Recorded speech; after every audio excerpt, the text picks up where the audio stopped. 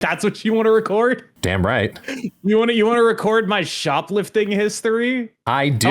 How I shoplifted an $8.99 pack of tarot cards from a Barnes and Noble one time. How that has weighed on my conscience for 20 years. How I think every day about what inflation would make that card. Like those are probably $20 now. In 30 years, that will be grand theft. There'll be $1,000. Be theft over 1,000. If it makes you feel any better, the idiot version of Guest at 16 years old used to work at a toy store. They sold video games on disc, and I worked in the electronics section, and I was a very good salesman, and I was able to sell protection plans and all those things, and I was good at it.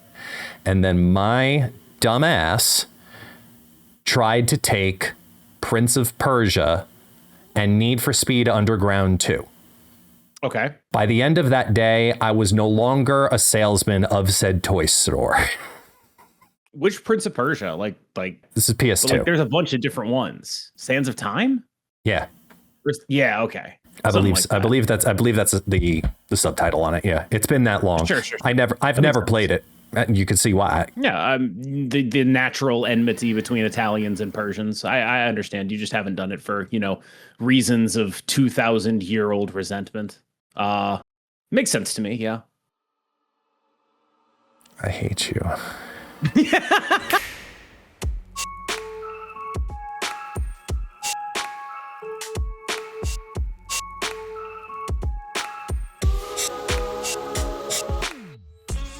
Dude, you clicked start recording in the middle of me talking about petty theft, and you're mad at me for this. We're going down the path of Italians and Persians. Yeah, man. Read about the Sasanian Empire sometime. If I could spell it, I would. It's Marvel Snap time, right? Can we just okay, cool. Let's just before this gets worse. Because we didn't do a podcast last week. And that's 100% on me. I needed the week off. I overfried myself with, diving head first into all the new job stuff. And I literally burned myself out. I straight up, and it was on me. It was 100% on me. Here's what happened. Guest got access to like the mainframe at second dinner. And Guest being sort of like a, plucky freedom fighter type. They tried to brainwash him and it didn't take. So they had to kill him and replace him.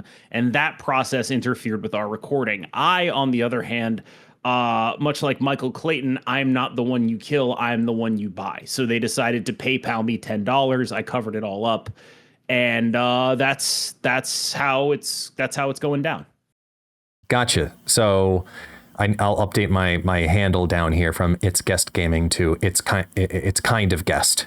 Gaming. It's kind of it's guest replacement. It's visitor gaming. Yeah.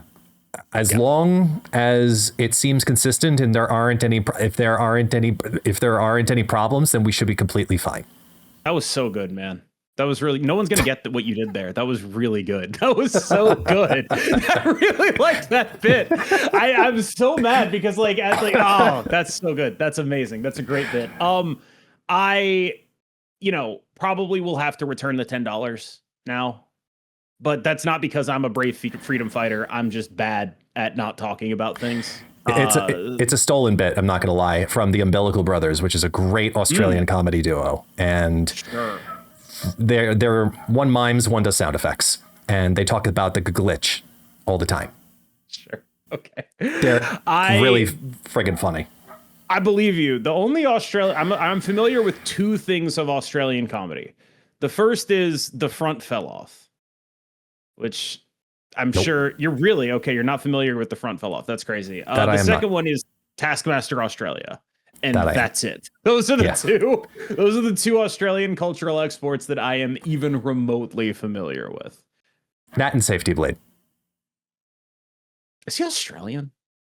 Oh, wait, is he Australian? No, sorry. Comics Australian Fans. Or New Zealand. Yeah, no. He's New Zealand. Comics Fans is Australian. That's who it is. It's the other way around. I always confuse which one's which one is where. So I'm pretty sure both of them would get mad at you for calling them the other one.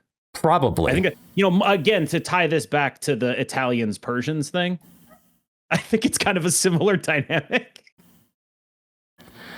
Well, thanks for listening to this episode. We're going to cut it here and just kind of, because clearly this is not.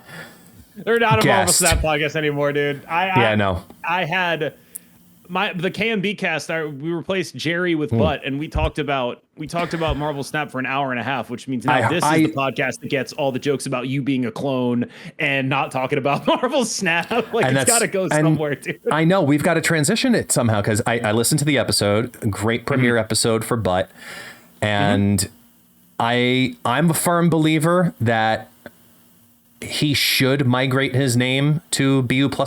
I loved the opening conversation about that, about how you plus everything. I was like, there you go. That's great. I could see that absolutely rocking fantastically in the future for him. But it was a Marvel Snap podcast. It wasn't what I was expecting.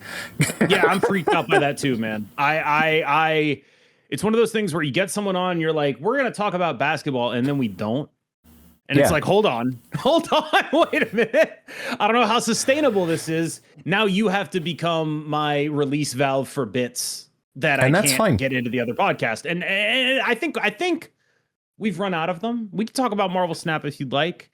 I will just, forewarn, I saved my climb for drops, because there's drops this week. It goes drops and straight into Golden Gauntlet. So my plan is Thursday, I do a stream, my climb and all that. And then Saturday, I do a co-stream of the Golden Gauntlet where I watch it. And then I actually do the commentary on the Golden Gauntlet. I don't know if I'm allowed to do that, but I'm pretty sure. Yes. And that's sort of where my plan is at. So I was just like, I am going to take a couple days to not bash my head against a wall, because I have a big weekend coming up, basically. That said, I still have, the incredible insight of a man who loves to talk too much and the incredible confidence of a straight white man. So I think I'm good to podcast. I think you are too, for all of those checkmarked reasons. As someone who has played over the last 30 hours, way too much Marvel Snap for the beginning of the season. I know.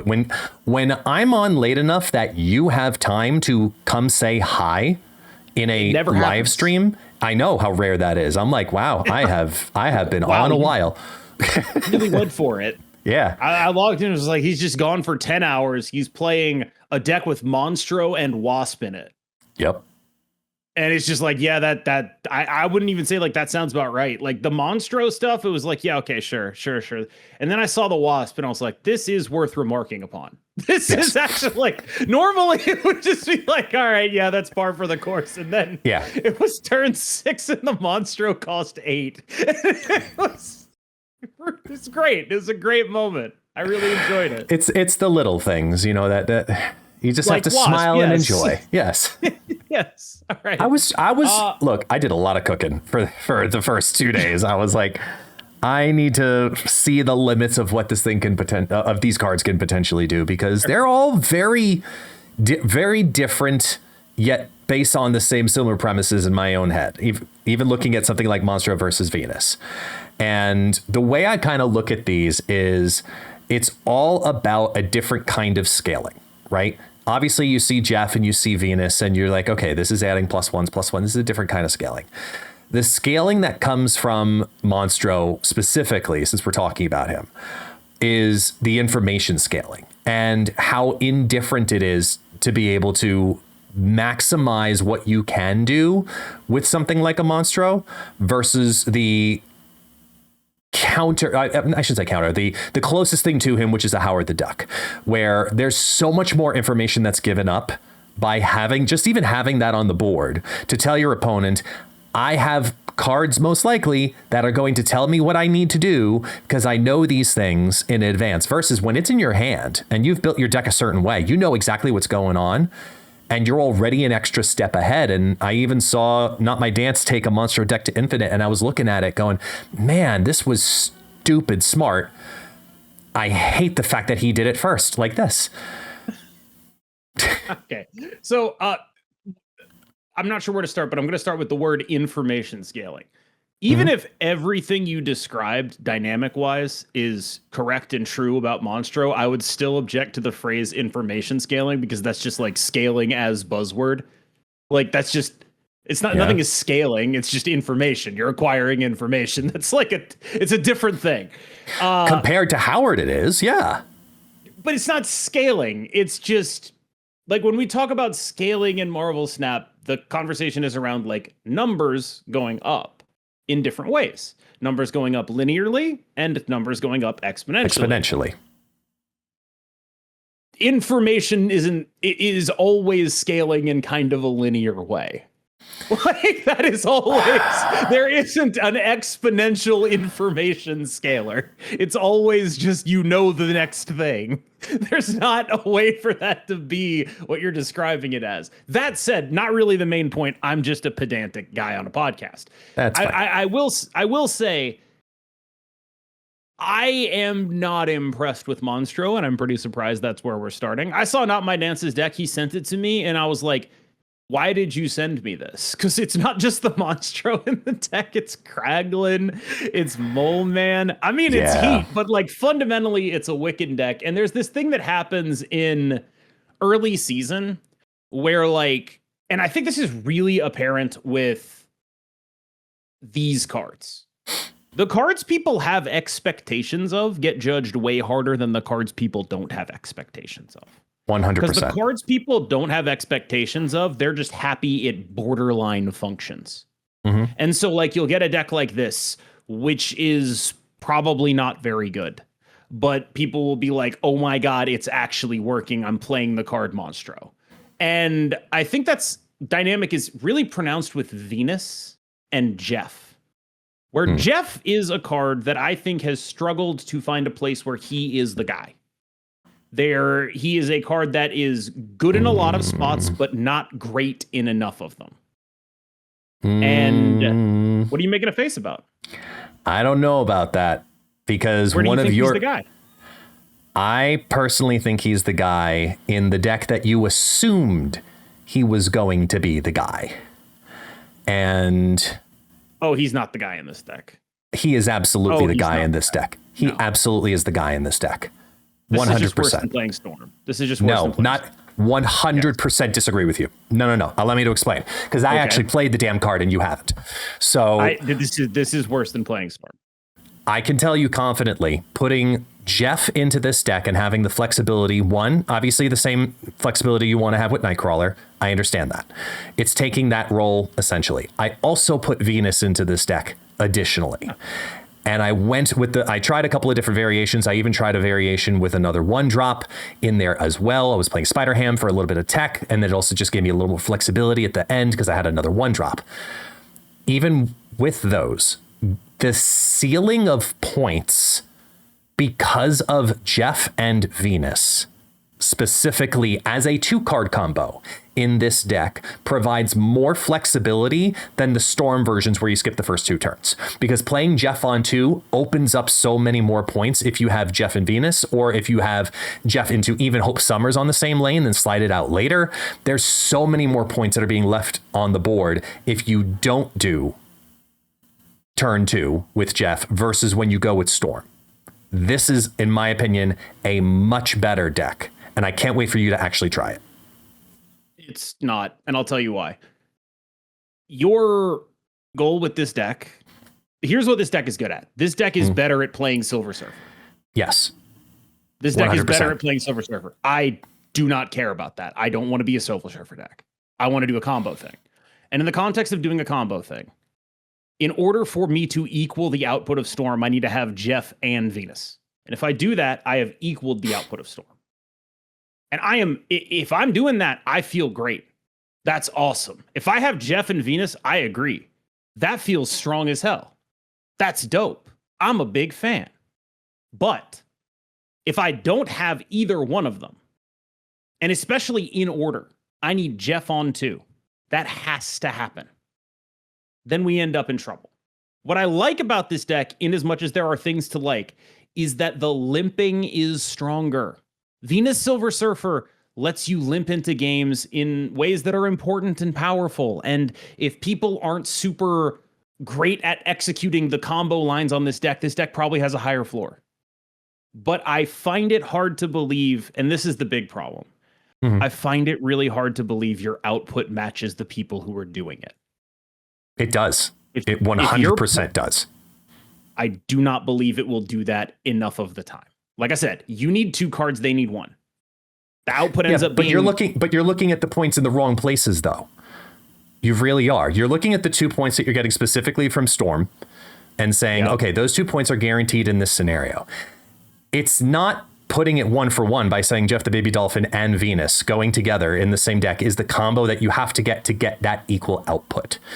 This is if you do Storm and you have Storm by 3, great, that's awesome in that version.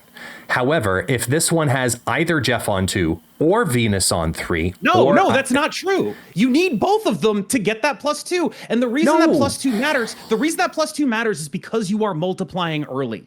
It's not just +2, it's +2 early. It's not just +2 on a Storm. It's the +2 on the Agony and the Captain Carter that are both in your hand, and that compounds. And if you just have the Jeff, that's cool. I like it. It's a +3 on the Agony. It's a +3 on the Captain Carter. That's great. That's 6, not 8. And that extra point, the more you're scaling up, the more you miss it. Like, the more you're doubling, the earlier you doubling, and the bigger the number you start with, the bigger your output is going to be.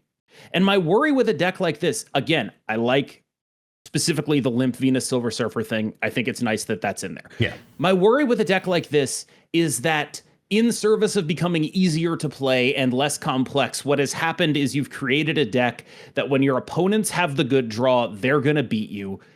And that's a problem because they start doubling from a higher number earlier. Okay. They start from a higher number, but don't end at a higher number because of what Surfer does. In the mirror matchup of what we'll call this matchup of the Captain Carter stick combo decks, this deck scales higher than the combo deck. 100%. In the mirror matchup, you are not supposed to be playing Silver Surfer ever. I just said again, the Captain Carter stick deck, that combo deck. That's what I'm saying. Like, what your line is, generally, this is your baseline line here. In the Storm version, you play Storm, you play Captain Carter, you play a Maverick behind the Storm, you Prodigy the Maverick, you make 1 billion points. Right. That is a more efficient output than anything Surfer is going to be able to do. If they do that to you, you lose. If they have a Storm and they are able to multiply their buffs in hand, so the Storm buffs the stuff in the hand, and then they Mother Ascani Grandmaster something that got the Storm buff, that also works better for their deck compared to this one. And I think it is really close. Like, to me, this is like 95%, right? But if you are playing functionally the same archetype and you're the 95 and they're the 100, that's a real problem for the archetype existing. And again, I really like, when I say it's 95, I mean this deck is good. Like, if you asked me, and I know we're not different deck than the Storm deck, and I would say this is the second best deck in the game. I'd rather be playing this than literally any other archetype. That's fair. It's really good still. But okay, maybe there's something else we need to articulate within here, because I think we're also looking at it through different rank lenses, which actually does make a difference here. If you're taking a deck like this into Golden Gauntlet on Saturday, let's say, right? You do not want to do the Surfer version. Absolutely, you do not. You want to do the Storm version that runs Luke Cage or Mobius or some kind of 3-cost tech card, because you're trying to you have to have a certain level of defense versus a deck like this, which is the Jeff Venus Silver Surfer one. This one is just straight up, you're going in on ladder, ungodly amount of points. And I believe it does output higher. Yeah, I will. It doesn't output higher. But if you told me it outputs more consistently, I'd believe you. Like, if you told me, like, this is an easier deck to play that I find more comfortable, I'd believe you. If you told me that, like, even if you told me, like, over the course of a tournament, I'm more comfortable playing this, I would still believe you. I will not believe you if you tell me it does more points. It does not do more points. I am not going to believe that one. I'm willing to believe basically the entire rest of this, though. Yeah. Like, I really do think that, like, this is my thing with Jeff, is, like, he's so close. He's so close, dude.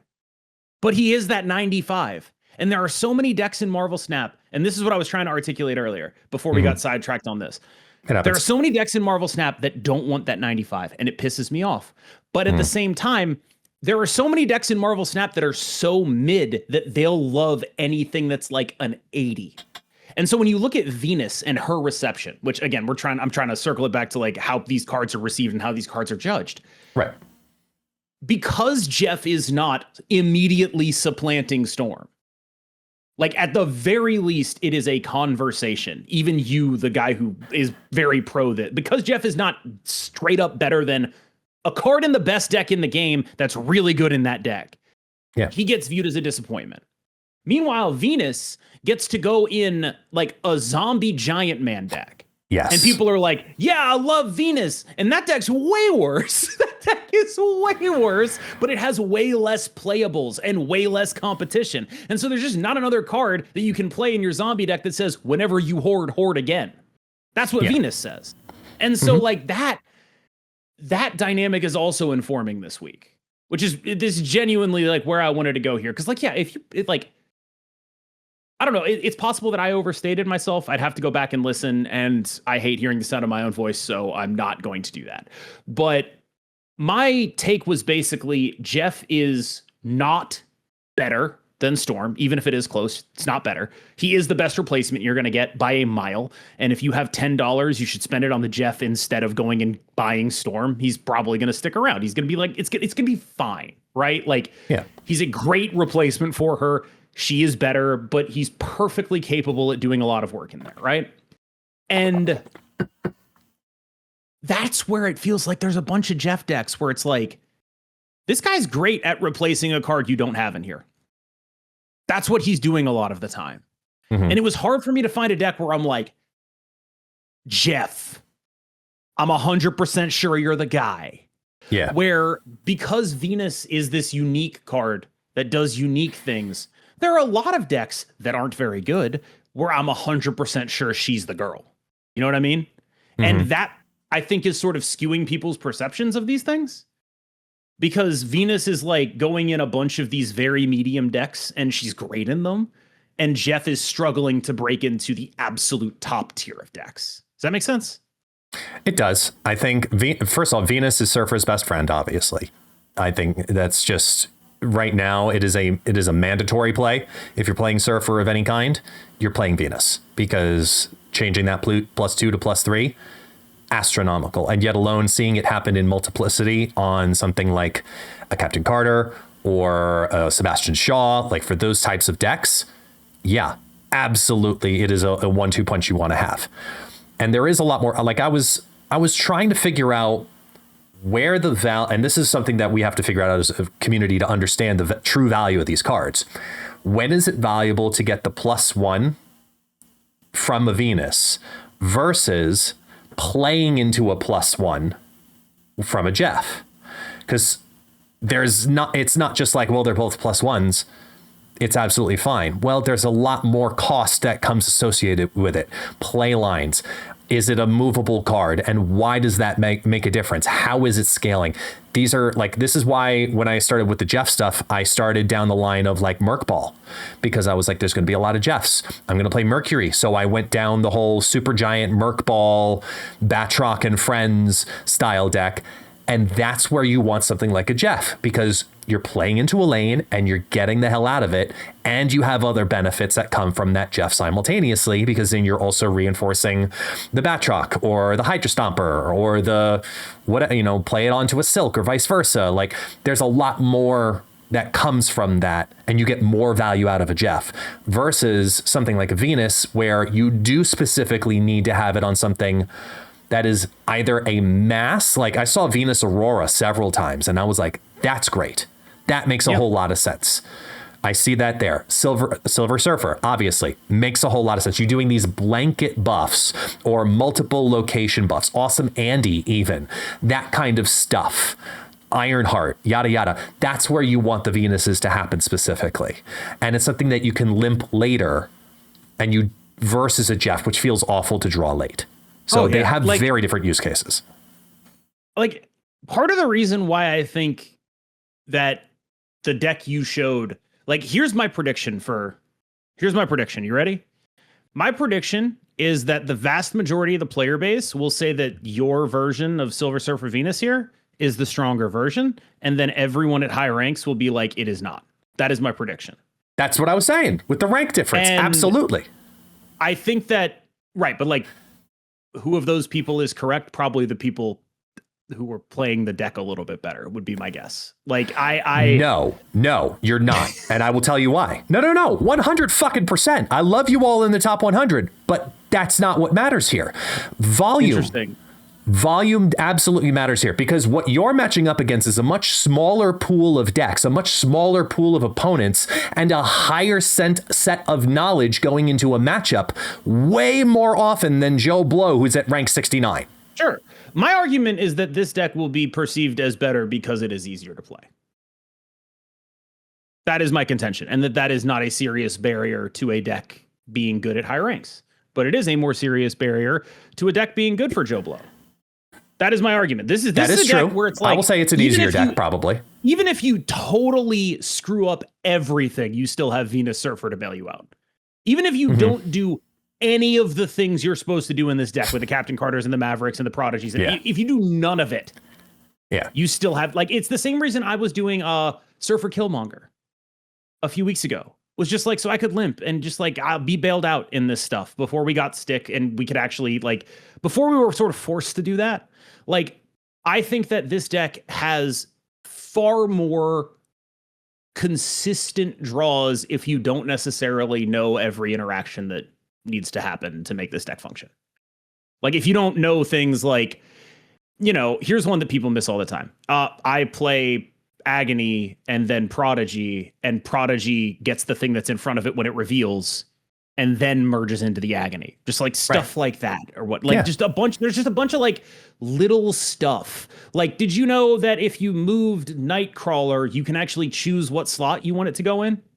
Correct. You can choose for it to go into whatever slot you need in order to make the Prodigy stuff work. You can do that with Nightcrawler. You can do that with Jeff. There's just a bunch of like little stuff in this deck that adds up into big stuff later, because that's how the deck functions. That if you don't know any of that, you know how Silver Surfer Venus works.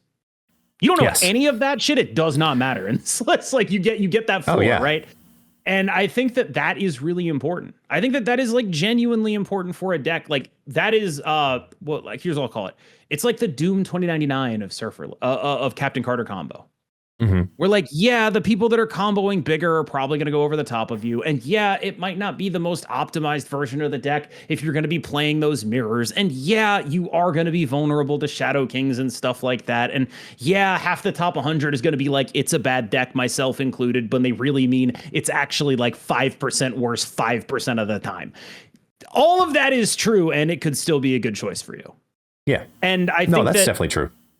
I think that one thing people should do is not to like dismiss my perspective because I live in a different metagame, but dismiss my perspective because there is a difference in how much I pay attention. Like, that is going to be a pretty valid argument to like, hey, why shouldn't I listen to KM on this? I think that that's super real.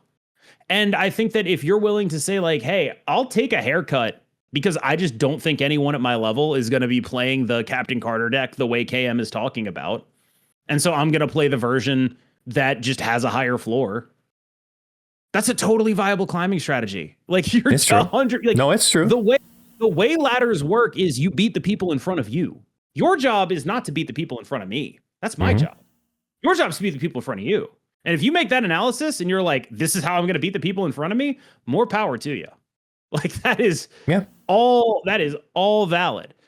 I do think that like the idea of like, you know, high infinite's its own unique meta. It's not all that, man. Like, it's really not. Like, I respectfully disagree. I'm sorry. It's so much more about execution, I think, for me, where it's like, you'll see people even in high infinite who aren't particularly executing that deck well. It's a difficult deck to play. I think it's one of the hardest decks. No, I'll agree. I think it's one of the hardest decks in Marvel Snap. The hardest one currently, but probably one of the hardest decks in Marvel Snap since, I don't know, Move Bounce. Or maybe Loki? No, Move Bounce, definitely. Because the combinations of Move Bounce Sure. Absolutely. It's one of those, though. It's one of those where it's like, that's like seriously difficult. And those are decks that never really percolated downwards below high infinite in terms of numbers, right? And so largely, I think it's good that this version of the deck exists, because I don't know. I mean, like, what, like, really, I think if I were a lot of people, I would, like, let's say I was like, 7K SP or whatever. I think it would probably be the version I would play, just because what I'm going to do is grind out 1,000 SP, I'm just going to have as few non-games as I can. I tend to deck build like that sometimes. It's, again, like, it's totally valid. I just think that, like, when I talk about whether a deck is good, I am talking about, like, are you seriously trying to win playing against other people who are seriously trying to win? And so, like, when you talk about, like, in the Golden Gauntlet, you should not take this. That's always the environment I'm sort of talking about, basically. Like, not necessarily literally the Golden Gauntlet, but something that is roughly comparable to it. Well, I think as much as there are parallels to decks that you would play in the Golden Gauntlet versus the decks that you play in, let's say, the top 250, right? You're thinking about you're thinking about your strategies the same way because of the limited pool, right? Whenever you're going into a Golden Gauntlet, you're thinking, okay, what are people going to bring? You start thinking about what's going to be the more popular cards, what's going to be the most popular tech, etc. And then you start playing that chess game of how many layers deep am I going to think about counters to go into battle. Right. And then in the top 250, very similar information is also being exchanged amongst each other due to volume more than anything else. I'm not sure that due to is the case, but, like, the dynamic I'm describing is basically you are playing against a sufficiently knowledgeable and trying and hard enough opponent that they are engaging in attempting to climb, right? And in as much as there is a difference between top ranks and lower ranks, it's largely just the volume of people who are taking it seriously. That's the difference, right? Like, that's really what it is. Like, taking it seriously or thinking about things the right way. It's not like skill. Skill is fake. It's effort and metagame knowledge and things like that are like book work, basically. I don't think seriously, though, is the right word, though. It's a little bit demeaning, to be honest. I think seriously implies that they're fucking around and just saying, let's see what happens. Well, are they not? We're talking about Joe on the toilet here. Like, I'm not saying Joe on the toilet can still literally give a shit. I'm not saying seriously in the sense you're saying. I'm not saying they're not seriously trying to win. I'm saying that, like, they will play a deck that is worse because it is more fun at a higher rate. They are more interested in having a certain experience necessarily than they are in winning a lot of the time. And I don't think that's a misread. Like, I think that trying hard is probably pretty correlated with a higher rank, if I had to guess. Like, it's not a blanket thing, but I think it's probably pretty correlated. I think it's partially correlated, mainly because our rank system sucks. All ladders are pretty bad unless you're a psycho. Yeah. Let's be honest here. The SP system and rank system, it needs an absolute massive reapproach and rework, and it's not even a secret to anybody at this point. What would you do? What would I do to the SP system? What would you do? Because, like, I know what the problems are for high infinite players, but I don't really think they should fix any of them because they're problems that exist. It's like, well, look, if you didn't want to lose 19 SP or lose 32 SP and gain 19 for an 8-cuber, sucks to suck. Shouldn't have been so high ranked in the first place. Like, that to me is like one of those things that you don't want to fix. That's a feature, not a bug. I hate it, but it is like just one of those things where it's like, I don't think you can fix that and still have a functional ladder, right? I think part of it is the reset that happens at the end. I think the compression is still too wide. I think that the percentage of compression from the bottom and the top to change what the bell graph is way too wide, personally. So, let's say at the end of the season, the number one ranked player ends at 10,000 SP. When they're reset, they're reset down to, let's say, 8,600. It's 8,541. Right. So if we're right around there. Yeah. So if it's 80, no, Sizer literally just hit it 2 hours ago and was 8,600. You started 8,541 plus or minus your climb.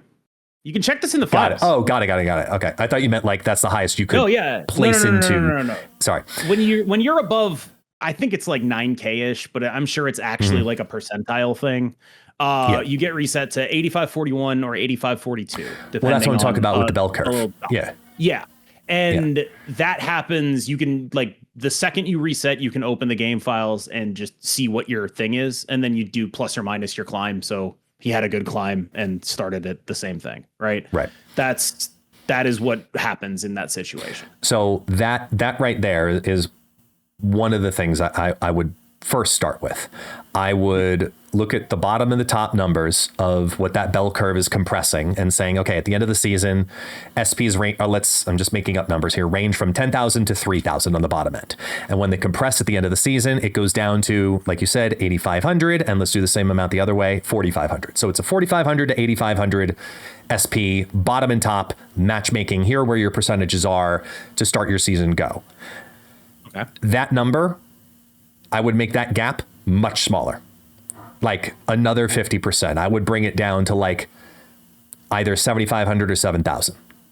Why? I would bring it way down because in that condensation, the pool in which the mid plays does not change as much, but the top 20% of people, your pool just got twice as large. That'd be sick. I would like that. I don't know if that would be good for the people we're playing. In the top? No, like what you're saying is get a bunch of, like, effectively by condensing it, you are getting a bunch of people into the matchmaking pool with me who presumably would not be, according to whatever system, quote unquote, fair matchups for me under the previous system. There are probably reasons why they think that, right? The reason very often, and you know this firsthand too, very often to getting the higher SP numbers by the end of the season compared to, let's say, Joe Blow, who hits Infinite maybe 2 weeks in and hits and ends up at, every season he's doing well and he gets settled at, like, let's say 8K or 7,500 is volume. Ooh, I don't know if that's true. Do you want to know what my stats were for the last month? I could tell you. Let me pull it up. So, like, volume's important, right? Here are my infinite stats from last month. You ready? Give me let's just ballpark. How many games? How many games do you think I played? How many do you think I won? What do you think my win rate was? What do you think my cube rate was? I finished rank 15 for the record. Okay, in the month of May. Yeah. Excuse me. I'm gonna put you at. I'm trying to think what I do in an average long session and then try to figure it out from there. Oh, you could just like tell me your numbers too. I'm sure this would actually be like kind of interesting. I'm not really sure where this is going to go. I don't either, but now I'm actually quite interested. So previous season. Yeah. 70 through 100. So climb included? No, I did 100 plus. I did just 100 plus because I had a good climb, but it's not worth like including because of the bots. So I think we're probably actually going to be pretty close because when I do my climbs and I do my gaming, it's mostly only 2 days a week, but for very long sessions on both days. So I think you do more sessions in less time. I think I do less sessions with more time. So I think you're going to be somewhere around where I am. I am at 326 games played in that season during that climb time. I'm going to say you're probably somewhere around there, like the 300 to the 350 mark. I'm a little below 300, actually. Okay. I'm a little below 300. I think there was like 2 days that I played on my phone though. So I'm sure. I have a little in there too. Yeah. I mean, it just happens. But what I have is a record of 182 and 116. And that is a 60.7% win rate. And I have a 0.71 cubes per game, net 212 cubes. And I think those are pretty good stats. Like They're great stats. Relative to previous seasons, I think that's a pretty great season for me. All of those are, of course, in that high elo bracket, right? But I think people think it's like all volume. You know what I mean? And it's volume at some modulated. point. Yes, it's volume modulated by win rate, right? You can't play a bunch and also not win a bunch. You have to play a bunch and win a bunch. At least once. That's what I'm saying. Somebody could have had a season. Look at Birds of Paradise, right? Remember that crazy season where they broke like 12,000 SP with the bugs and shit like that? Was it Birds? No, sorry, Nerds of Paradise. That's who I'm thinking of. Sorry, Nerds of Paradise. I have no idea who you're talking about. The guys who like broke the SP game because they got all bots consistently nonstop forever. This is no. This was okay 2 years ago or whatever now, but I have to look it up. Someone's going to be able to write it in the comments. But either way, if remove that conversation, if you know what I'm talking about, you know what I'm talking about. So you don't know what I'm talking about. I'll just simply say that they climbed so high one season that they got to the top end. That's great. Even if they just play mediocre amounts and hit infinite every season, it's only resetting them down to 8541, right? Is what you said is the number, correct? That's the max reset. They'll get reset to 8541, but again, if they lose, they lose. But this is what I'm saying. If they get up to infinite and then they stay there and they just like don't touch the rest of the season, that's great.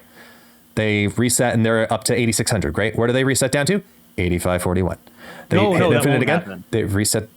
That won't happen. I've been that person. When I took like my 3-month break, I had to like work my way back up to the 8541 reset. I was resetting to like 83.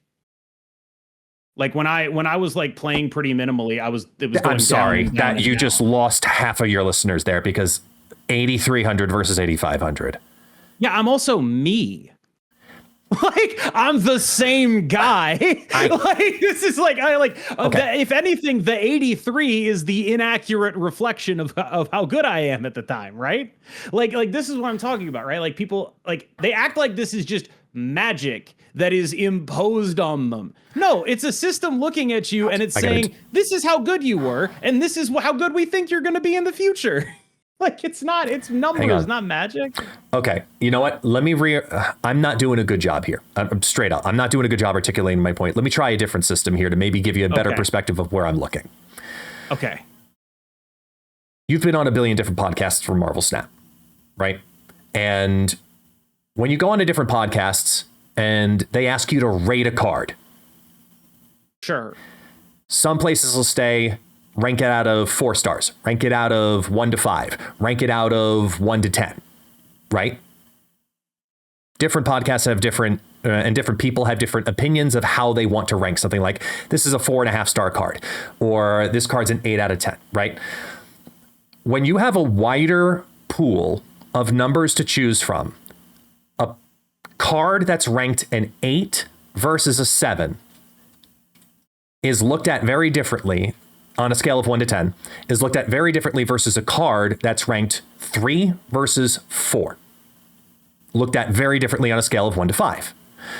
Now, look at this from the perspective of player base and who you are matched up against.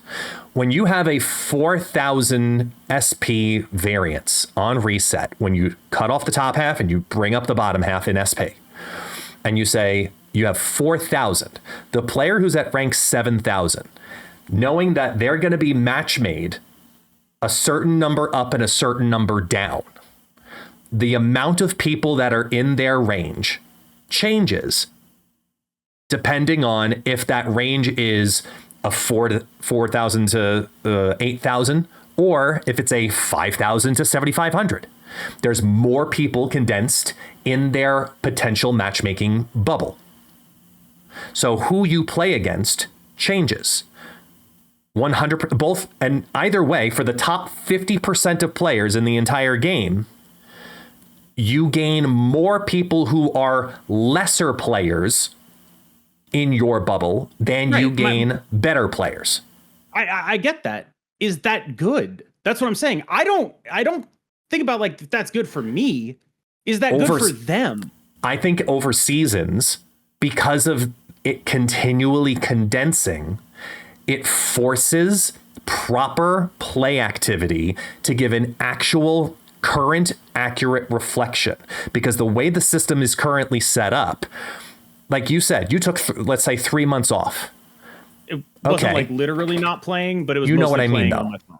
Yeah, Right. I didn't stream it. I was playing a lot less just seriously. chill play, right? You aren't what we'll say competitively multiple times a week playing the game for long session. You know, that's one thing. Correct. Volume on top of competitiveness.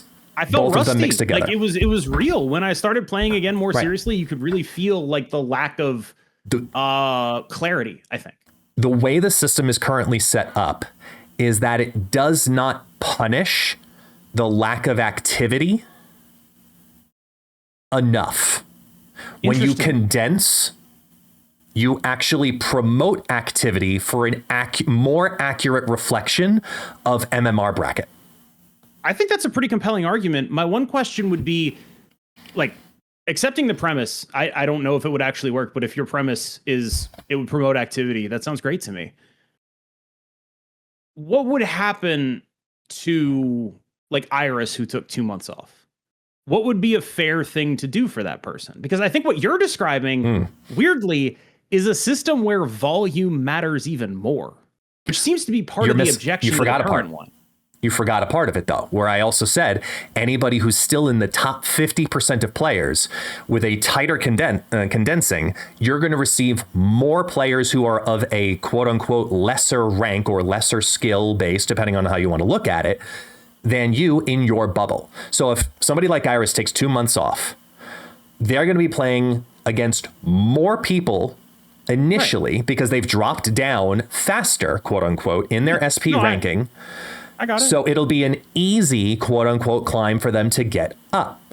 However, to be in the top 250, top 100, etc., it should be a much more accurate reflection of both skill plus volume, not just skill. My worry is that you've actually, like, again, I can't see a way that this doesn't make it more about volume. Like, what's interesting to me here is that the way you phrased it was, it's an accurate reflection of skill plus volume, not just skill. But part of the complaint is there's too much volume. Part of the complaints people make about the system are that it takes too long for them to do it. When you get to that threshold, let's say you hit your infinite and now you're competing for rank at that point. When you're doing that, that should be volume. When you're trying to hit infinite, it should be about who you're matched up against, not the volume of the person you played against. And a lot of that is what happens within this current system because rank is a false illusion number. You know that, and I know that. It's a fake rank number. 90 means rank absolutely isn't a number. Nothing. The SP is a number. You have your rank 90 is not someone else's rank 90. It's one of the biggest problems with data sites that track by like rank. Because me in rank 90, I'm still playing all the people who are like 84, 85, 41 reset guys, right? Like those are my matchmaking pool. That's why rank 90 stats are fake. That's all true. I'm just confused, like, because to me, I thought the complaint was functionally, KM's not really that good. He just plays a lot. That's what I thought the complaint was, right? Like, these people aren't that good. They just play more than me. That's how I interpret it. And it feels like what you're making is a system where those people will be right. I think more people would be happier hitting infinite in general. Like right now, well, at least I shouldn't say right now because I don't know this number. I remember from past conversations where they said the goal, at least of infinite, I believe used to be 5% of the player base originally. I don't remember if they said it was the goal, and unfortunately, if I don't remember the wording specifically enough, I'm not sure I can. I don't remember, but it's... I don't know if they said that was the goal. I think they said that's what it was. I don't know if they said that's what it was either wanted. a reflection or a goal or something along those lines where infinite was meant to be something along the lines of roughly 5%-ish of the player base. And if that's the case, given the age of this game, especially now, I think that's still true, yeah. I think that it is still an accurate reflection and is not as healthy of a system. I think something that is a little bit wider, that promotes gameplay to getting to infinite at the same time, because if you don't play for a long period of time, or you're a new player, and that's a whole nother conversation. New players and the whole thing that happened with Safety Blade, whatever that is. Yeah, the new player SP, returning player SP thing, whatever that is. Just every 6 months. Every 6 months, the ladder breaks such that there is a new person who is smurfing at the top of infinite, basically. Mm-hmm. And it just happens every 6 months for whatever reason. Nobody's really sure why. I guess my thing is, when I think about what I would want to happen, I don't want more people to have to play more. What I want is people to be able to have stickier climbs. Here's what I would identify as the problem with the system. And this is not a problem that affects me. I don't really care. Like, it's just not a problem that affects me. This is just me top down. When I think of things that would cause people to quit the game, this is one of them. You come in at 7,600. You grind your way up to 8,500. You get reset down to 7,800. And I know why the system does that. The system does that because you started at 76 and it thinks, okay, it's a fluke. You probably played a lot of games to get up there. Maybe you didn't have great underlying stats. It's just like, all right, we'll put you a little higher, earn it again. I think that sucks. I think that is super ass. And I know that's like a thing that I'm, even in not focusing on like super high elo land, I'm still focusing on like a thing that maybe doesn't affect too many people. But what really sucks for me, and the thing I would want to get more people into sort of my bracket, is to actually let their climbs stick and let them prove it. I'm not saying they have to, if they grind up to 85, I'm not saying they have to get reset to 85.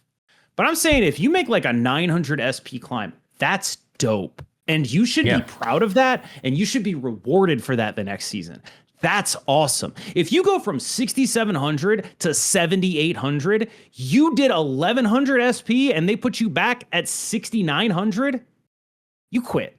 Like that's the pain point that I would identify for this, is like, I don't think that the system they have allows for people to do it all in one go in a way that I would like them to be able to do it all in one go. You have to literally break the rubber band for the rubber band not to snap back. That's the problem. You have to climb over like 1,500 SP one season, anyway. One time. But for it to not feel like it's going to do, like you said, the 6,700, you go to 7,800, and then you're down to 6,900. No. So bad. For you to be reset, if you started at 6,700, say you climbed to 8,200, and you got set back to 7,000, it would be so hate everything about this game. And the thing is, anyone who can do that kind of climb should be rewarded. I don't care where you started. You need to reward that player. And that's where I think a part of that is taking the bell curve and the width of things and condensing it together actually helps, because it allows the top to stay at the top, those who climb and make those kinds of a climb not to fall backwards as far, because everybody equidistantly is also falling similarly. It actually condenses it much better. Dividing it by 2, though, right? Like, what you're creating in effect is, my understanding of your proposal is just divide it by 2. So now what would have been 4,500 is 6,500. What would have been 4,800 is 6,650.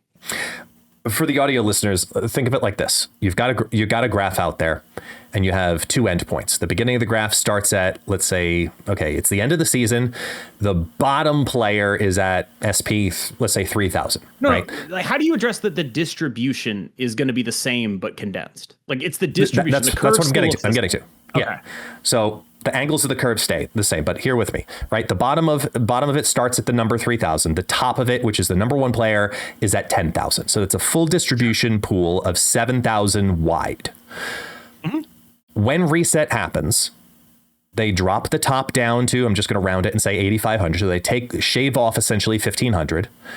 Yep. And then they'll do the same essentially to the bottom, and they bring that 3,000 up to 4,500. So now you've got 4,500 to 8,500. That's a 4,000 SP distribution pool that has a specific bell curve built within it.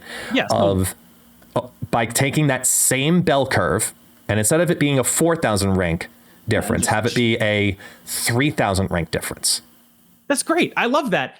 But what happens to the people? Okay. I'm going to give you two people. Person one was 3,500 SP. Person two was 4,000 SP. This happens. Are they both 4,000 SP?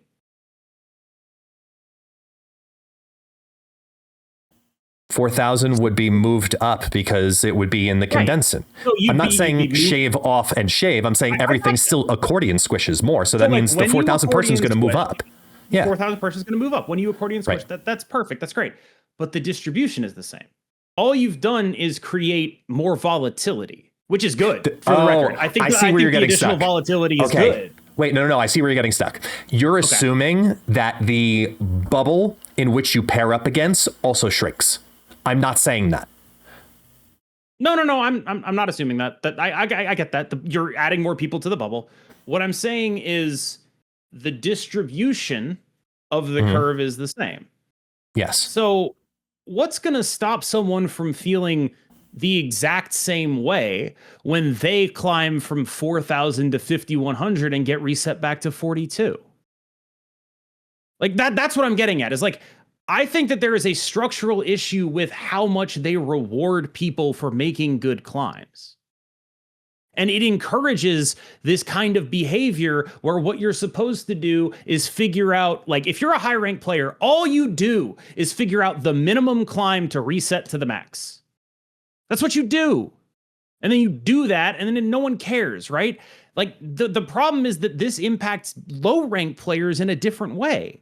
And like, I feel like unless, like, for the record, I think adding the volatility is great.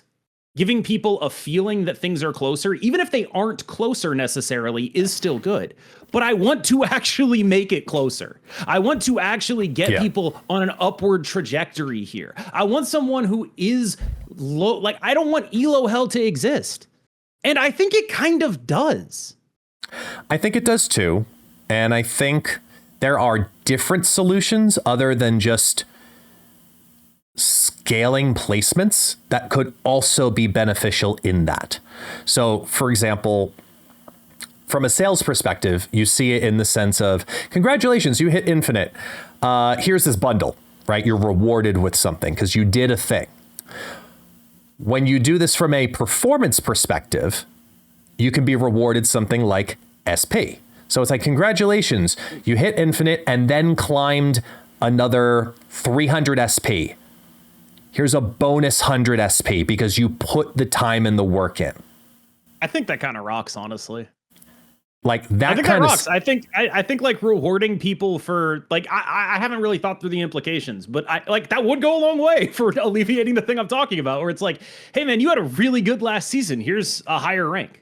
Like, you did amazing and we're proud of you, and here's some cool shit. Like, that would be that would go a long way for me, where it's like, one of the things that frustrates me is I think that an ideal system for a post-infinite gameplay experience would reward everyone based on where they started versus where they ended. And would be about you fighting yourself. It would be about where you start, where you end, and then it wouldn't matter so much all the problems that I have about resets being so ridiculous or whatever. But we don't have a system that works like that. Like, if I were the person designing post-infinite, I would focus a lot more on, like, how can I personalize this experience to the person who is having it and make them feel rewarded without, because, like, just putting a number on something is, like, ladders are mental poison, right? You see a lot of high ladder gamers, such as myself and Browd, like, really go through it when the number that represents how good we are goes down. And until you divorce yourself from caring about that number and thinking it represents how good you are, you're never going to get over it. And it's something that I work on pretty consistently, is to divorce myself from the number. But the point of the number from a game design sense is to make me feel that. The number is there to make you feel bad and make you feel like you need to make it a better number. That's the function of the number from a game design sense. And for me, I guess I just feel like there's a nicer way to do that, where the function of the number is to represent you, and your battle is against that number and not against every other person in the world. That is a pre-infinite experience. That everything you just said is 100% a pre-infinite experience. And that's the whole point. You're playing against yourself to see if you can climb enough every season to get the X amount of cubes before the end of the season to be plus X amount of cubes on season ranked play. And if you hit that threshold at least once, congratulations, you've hit infinite. That's exactly what infinite is. You have to have plus X amount of cubes. I forget what the exact number is. 7 times 7 times 3. Right? So 100, I mean, roughly. depending on, you might start at 75, but yeah, whatever. Oh yeah, 75. So 7 times 7 times 3 minus 14, whatever the hell that is. So 49, 98, 147 minus 14, 134. So you have to get 134 cubes. That was nice. Thank you. I try. 134 cubes every season. You have to be plus 134 cubes at some point, at least once. And then you're good. That's what you're trying to do. Yeah, I just think that like there's room for that in Infinite, right? Like, you know, you're someone who has a 5500 SP. You probably don't play very hard after Infinite. You feel like there's no point because you look at like, you know, a streamer and they have 8600 and you're like, that's never happening for me. But what if you did 250 SP in a season, you got like a Series 3 pack or whatever, or a Series 5 pack? I don't know what the reward would have to be. Yeah, but just like do 250 SP, get a cool thing. Like maybe that's too try hard for people. Again, I really don't know how this is going to be taken. My constant concern is coming off like my nose is up my ass. I'm an elitist. I think I'm better than you for being good at a card game, and I really want to. I really want to make it clear. I think I'm worse than you as a person for being good at a card game. Like this actually represents a deep flaw in the human being I am. Not at all. Like that, no. That aside, like it is one of those real things where it's like, I wish other people could feel what I feel. I feel naturally. I feel like we could give that to people, you know? I think that what you're trying to hit on is something that simultaneously every single game developer always needs to be thinking about, which is how can I incentivize activity in addition to sales? That's what a game business is. Sometimes you can get one, sometimes you can get the other, and sometimes you can get both. That's why games, like even in this, you go into a limited time game mode, there's a free to play track, there's a way to expedite through it and kind of play track, and then there's track, huh? And just buy everything up. It's never been pay to win. It's just been pay to be pretty. That's it. No, so I know, but I like it. Just honestly, for second dinner now, guys. No, I didn't even call it a whale track because I just didn't think of the term. I wish I could say it was a second dinner thing. I just straight up didn't even think of the term. I was like, pay to accelerate, pay to whatever. There's different ways to get it. And like, I think I'm going to bring back an awful scarring moment. I think back to the Kid Omega situation. And I remember seeing a Reddit post about the guy who actually grinded enough to get Kid Omega for free and how it was basically like an 8-hour-a-day experience for them to just hit enough points or reward. I forget exactly which system it was for Kid Omega again, because it's just, I blocked out so much of it from the past that like, they grinded and it was like a ridiculous amount of input. And then I think about where we are today with the amount of activity that someone gets, and it's like, oh, I grinded through it and I got the stick variant, right? They got through it. They played the game mode enough and they were rewarded properly for their time. There is a certain number that time has value to a game developer if that time does not equate to direct dollars for expenditure.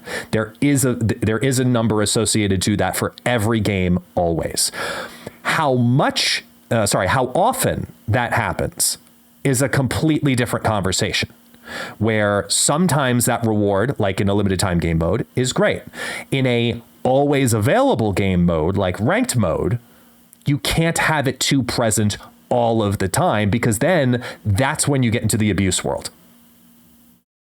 Interesting. Yeah, I hadn't really considered the potential for abuse there. My thinking was, to be honest, my major concern with the thing I talked about, which again, I don't think your idea is bad. I just think it's like, it's nice that there's more variance in there and that people feel closer to their goals. And I think that's a good thing to do. Mm-hmm. I just think that like, if you don't solve these underlying things, it's gonna feel like pretty similar after 6 months. And it's like, it's cool because buying that 6 months is good, but like, it's not solving what I would view as these underlying issues. And I don't know. I think my big worry is that even caring about SP post Infinite is something that people don't want to do. That would be my big worry with my proposal, where it's like, if you said gain 250 SP from wherever your starting point is, and you gave these people a quest, and then that quest didn't get finished, they'd be so sad.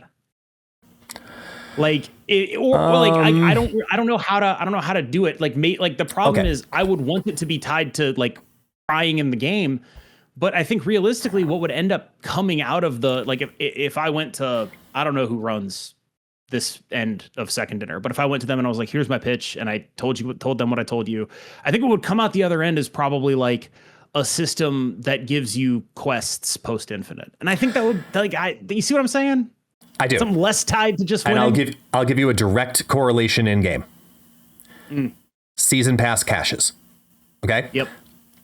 There are very few people who go into every season going, my goal is to get all 100 season pass caches due to activity. I've played enough games that I have unlocked every single possible, maximized my value, single season pass cache. I have never done it. And this is my job. I don't think I have either. Yeah. Exactly. All the more for the proof. And when you look at that and you go, what do you rank up? Let's say it's a standard 4-week season, maybe, somewhere between 70 and 80. No, it's like 60 for me. I buy the thing and it's like 60. If you buy it too. Premium. Yeah. I get super premium. It's usually like mid 60s tends to be the range I end up. I don't finish the pass until the last week basically ever. But I also, and this is like, that makes it sound like I play less than I do. I just don't log on and do quests a lot of the time.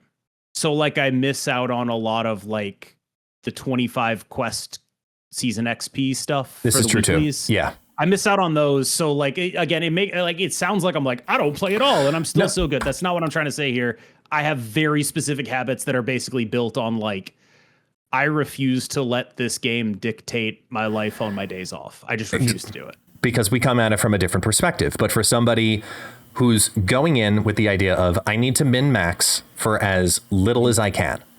Okay, it's daily play. I do my dailies. It gives me the XP bonuses, which gives me extra season pass caches, which means I max out on my season pass if I do spend the $10 on it as well. Like, all of that is correlated in a balance of time and activity. It's a perfect reflection of it. So post Infinite, the same thing can exist with the same type of feeling. You're right. Why don't we have season pass caches, but for post Infinite SP gains? You're right. You're so right. You're 100% right. They should have done that 4 years ago. They should do this. I was like, wait, I don't know if my idea worked. No, you're right. No. Every like 25 SP gained or whatever, you should get a season pass cache, which has mostly garbage in it, but you should get it. Like that's so true. You're right. It doesn't have to be something big. It can just be like something there. Dude, now I'm actually upset that they haven't done this. I was like kind of idly speculating, but now I'm just like, you guys, you're throwing. It's something that post Infinite, where that activity then gets rewarded. Those caches, for example, if they had a 50 SP cache, you would feel so fucking good because that rocks. Right? You don't need the 25 tokens. You take 50 SP if you're post Infinite and climb in and opening all of those caches. Like, that kind of stuff is very rewarding. Sick as hell. Yeah, that's sick as hell. They should do this. I have convinced myself they should actually do this. I no longer have any objections to my own idea. I'm not going to talk myself out of this. I think you fixed it. I think you solved it. They should do this. Make it happen. Employee. This is where I type to you, and I put the title. Yeah. I'm upset that it took, because my least favorite content to make is the content where I talk about the minutia of ranking, because I always feel like it makes me sound like an asshole. It's just like I hate doing it. And minutia, it's not a bad thing if it's coupled with here's what you get out of understanding this, as in here's shit for your account. Like, you're going to get this many credits, this much XP, this much SP, this much gold. That's what people want to hear. So they want to understand it when they're going to be getting resources. Sure. Yeah, it's my least favorite topic by far, because I just feel like it's hard for me to talk about, like, I don't know. I am one of the best people in the world at doing something that is totally unhelpful to society. And so, like, it's just sort of a fundamentally unserious position to talk about anything from. Like, it's like, yo, I'm the greatest loser in the world. Like, it's just, there's no way to talk about it with any amount of seriousness that won't rub some people the wrong way. And I dislike putting myself in that situation. And so, like, this whole podcast, I'm like, oh man, it's going to be another one of those, but it's all worth it because I do think we actually fixed infinite rank here. Like, I actually think they should do this. It would be great. It would be so good. The only thing is very reflective. I would like to get more people. Like, what I would be worried about is, this is for infinite rank. We say it's like for the 5% of people. What do the other people get? And I think that, like, you know, even if we did fix infinite rank, we would want to fix that too. I know what they don't get. What is it? I know what they don't get. They stop getting these stupid fucking rewards at like rank 80 of like, here's an avatar. Congratulations. That's what you get rid of. Sure. You replace that with something of value, you know, or you get to rank. I assume that the reason they have those, though, is because they don't want to give you like, I don't know. I might be a moron for this, but I think a lot of the things people propose all the time are like, take this thing that I don't want out and put in something that I do want. And overwhelmingly, the thing you don't want has no monetary value, and the thing you do want has monetary value, and so they can't do it, right? And like that's one of those things where it's like, I get it, but like, I don't know. I guess what I'm getting at is like, what if alliance quests weren't terrible? That's a topic for a different cocktail, but something you could put into here. Something I've thought about for a while that I'd love to put into the ranked rewards, probably somewhere around rank 50, rank 60. Imagine if instead of having like, I don't know, maybe one of the avatars, you move things around somewhere around rank 50, rank 60. You got a +2 rank usage that you can use at any given point. I like it. I think that's awesome. Yes. Because some people every season they get to rank 79 and they can never get over that 80 threshold. And it's the end of the season. You got a +2. You go from rank 79 to 84. That's great. I love it. I love that. That's amazing. But you can't use it to hit infinite. It's the only thing you can't do. I mean, that wouldn't be fair, right? You can use it before. Right? Use it in the 90s or to get over the hump of 90, because a lot of people play to just get to 90 and say, "Hey, I got to 90, 500, get the 500 gold," and they call it a day. Woohoo! They're happy with that, and then they play Conquest and have a good time. Like, that's what a lot of people do. It's true. Why? We're not those people. I know we're not. I'm well aware of that. That wasn't what I was going to say. Oh. Why are 4 of them filled up and you're at 91? Oh, because I had hit 93, got into rank 94, and then I was doing some testing and fell to rank 91. Yes. No, I thought it was like a bug. No. Like, what the fuck no, is this? It's not a bug. It's a feature. I just suck. I was like, that's weird.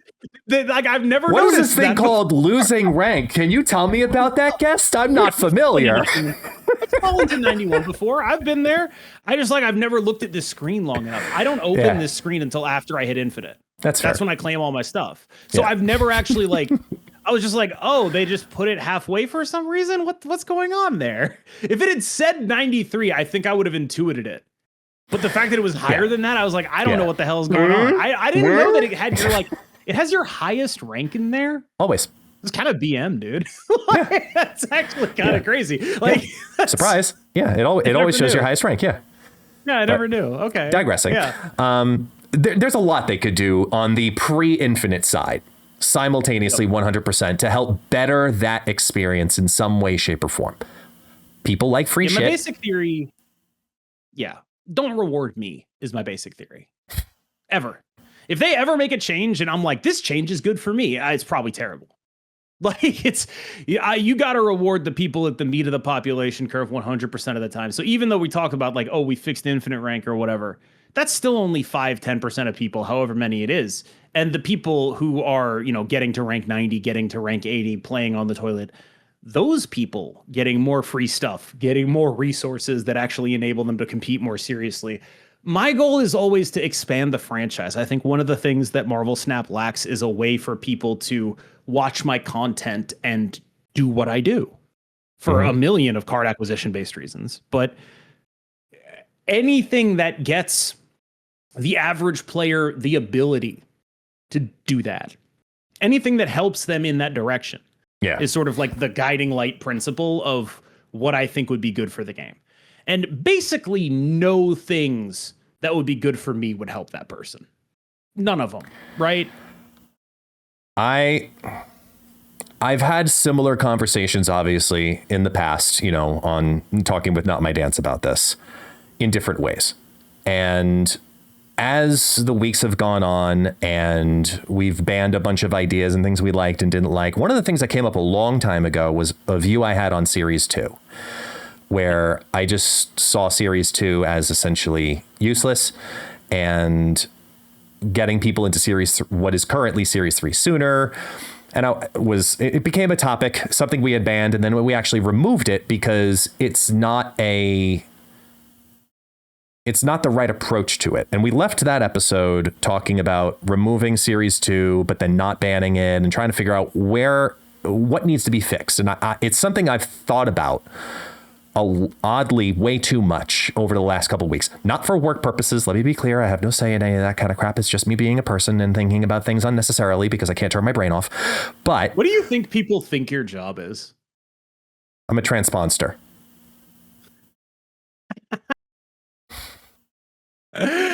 I've described you as goon and grunt variously. I much prefer the word grunt. I know. That's why I used the other one too. Thanks. That makes me feel so magical. No problem. Sorry, continue. That's fair. You're magical goon. Yeah. That's gonna be my new in-game name, Magical Goon. Magical Goon. I'm gonna stop. I'm gonna stop now. I'm not gonna like a Disney like a sort of Disney prisoner kind of guy, wearing like the jumpsuit with the black and white stripes. Only he has the magical girl transformation. It's sort of where my head is at.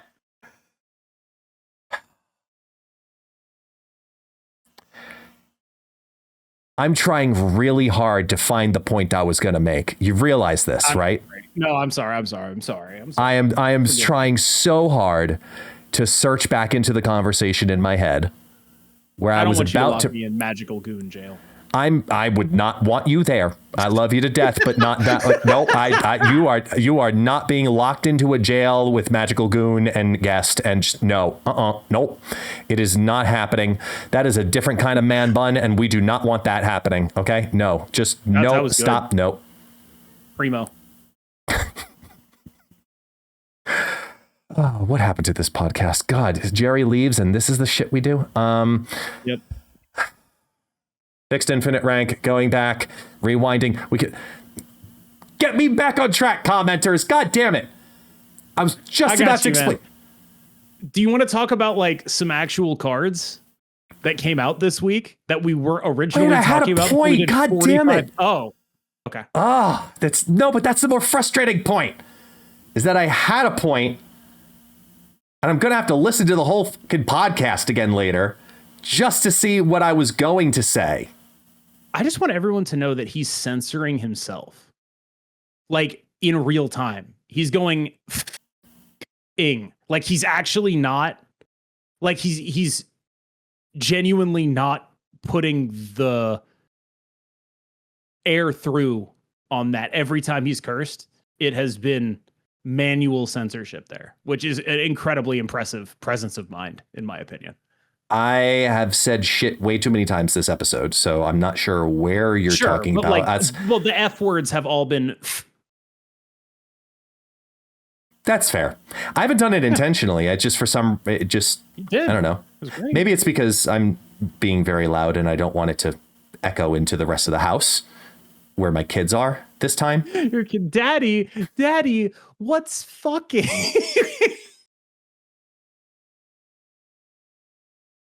Daddy, why do you hate this Captain Carter lady so much?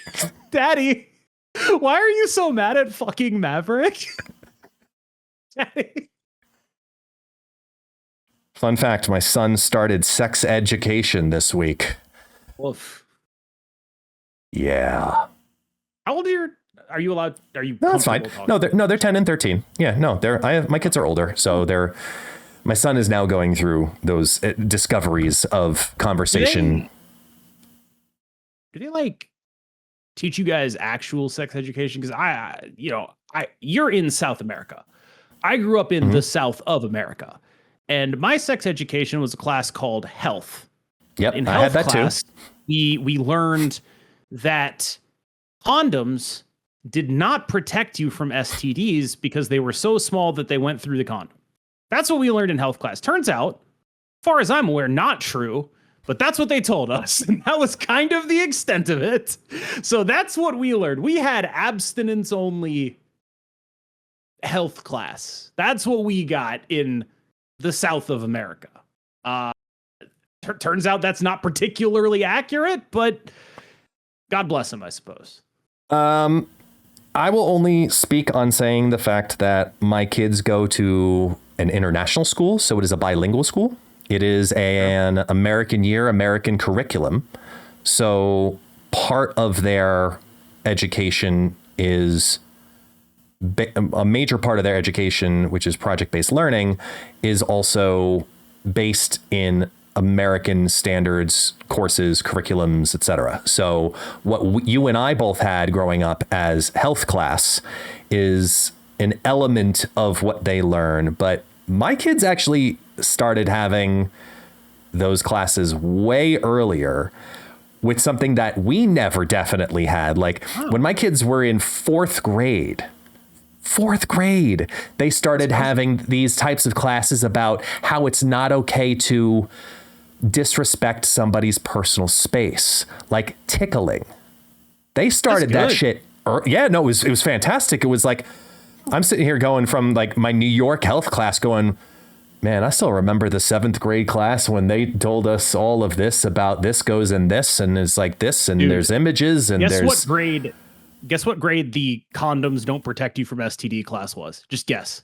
Too late. 10th grade.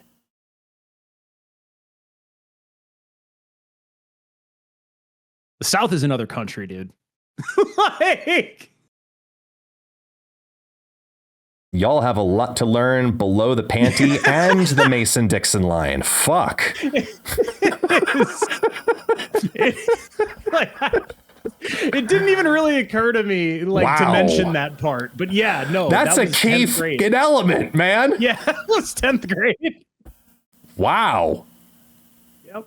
Yeah, no. Shout out to No Child Left Behind. Great work. You really knocked that one out of the park, guys. Speaking of No Child Left Behind, you wanna talk about Monstro a little bit? I mean, I was going to put a different transition since we were talking, but sure, that's fine. Sure. Either you way, already have that? Hold on, go back. I just realized that's the $300 one. What did you do? How did you even do that? So I specifically was saving for this season. I believe you. And I wanted to have a high gold count going into drops for myself. And the week after, next Thursday, I have Twitch front page. So I know if there's going to be a lot of traffic to the channel, I better have this damn variant. Oh my God. I think sometimes you just talk to someone, you realize you're not even doing your job on the same level. To contemplate purchasing a variant for the viewing pleasure of the people watching has never once entered my mind. That's incredible. I hadn't even considered it. When you put it like that, this is a stable investment. It makes total sense that you would not think of that coming from the guy who has only pink borders and purple. No other borders ever used. They're purple.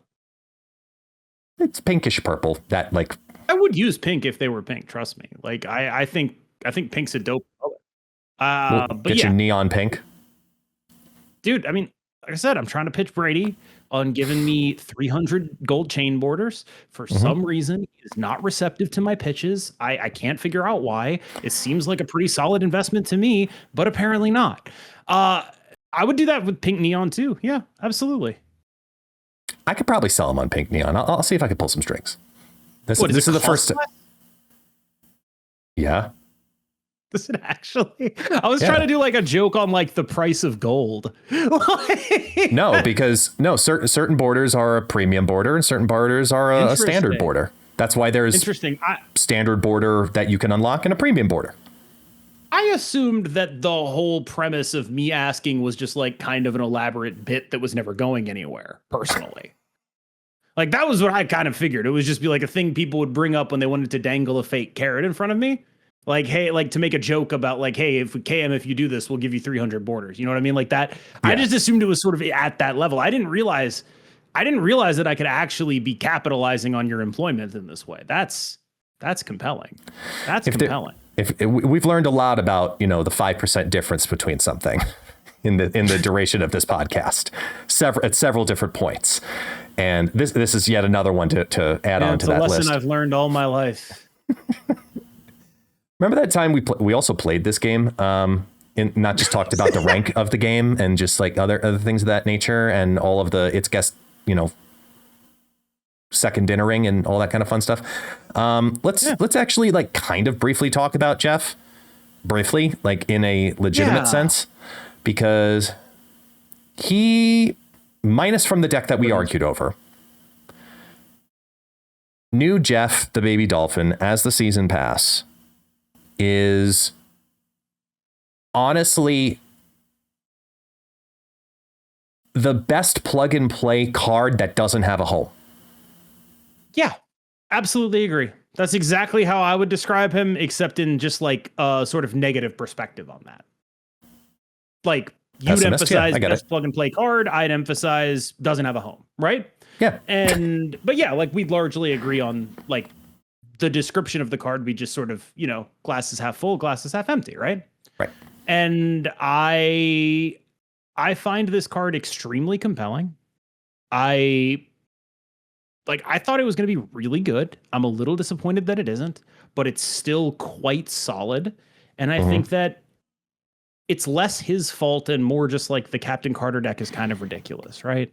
Like it's not his fault that the best version of the buff deck is this hyper specific hand buffy garbagey thing, right? It's not his fault that the exact thing that makes everyone play Shadow King, which beats him, is also a deck that beats all his other decks. It's not his fault. It's not his fault. The underlying power is there. The comparisons I made were Ezekiel Sims and Drax Avatar of Life, which don't sound like good comparisons, but the comparison is basically he is the best version of one of those cards. Yeah. Where like previously this would be the most busted thing you've ever seen, but nowadays decks are all about getting 100% out of their cards, and Jeff is really good at giving you 95%. I called him in my video a Jeff of all trades, which that's good. The joke is okay, but I think the joke only being okay is kind of on brand with what Jeff is giving you as a card. So it works on a couple of levels, I think. Yeah, that's fair. This is gorgeous, Jeff, though. God, that blue fire border. Yeah, no, the blue fire. I mean, it looks like water. Say you're the shill. Oh, it's so nice. I like my borders. I use good borders. I think it's worth it. The only reason I use the borders that I do, by the way, is for like verisimilitude when posting decks. They're gonna match. Like like this all happened because like my original method of content creation was just posting decks on Twitter, and so the screenshot, I want them all to match, and it's impossible to put borders on anything and have a match. You can't do it. Yeah, because I know you always screenshot from game. You don't screenshot from a third party resource. So. Yep, it's all my stuff. Yeah. No, I get it. I wish I could though. This is cool as hell. I think when the dust settles with Jeff, it'll only come to shine based on whatever they decide to do with Shadow King. Because there are a lot of cards that are just getting absolutely trampled on right now due to the existence of Shadow King in his lane. And it's gotten to a point where I think we may have to revisit 4-cost Shadow King again. I really do think so. You should open the podcast with this and then put all the rank stuff on the back end. I want to hear this. I think, because we talked about this with Gambit Horseman originally as well, where certain cards have to have a certain investment level and a certain benefit to them. And right now, because of the way the game is trying to build its scaling and the way that they have also been very confined with how they can choose to add power, right? You have your ability to add permanent power and ongoing power. That's it. You can undo one with 3 cards in a lane. You could do undo the other with basically just Shadow King. And if Shadow King is going to be your only viable option to fully erase, keyword, fully erase the power, because I can't consider Valkyrie a true option because it's 5 cost. I think now you have to look at 4 or 5 Shadow King, because now we live in a world where we have a very accessible Grandmaster, even if it ever becomes 3 cost. We have a Mother Rascani. We have a Prodigy. We have all of these other cards, Frigga, etc. We have so many variations of cards to mess around with that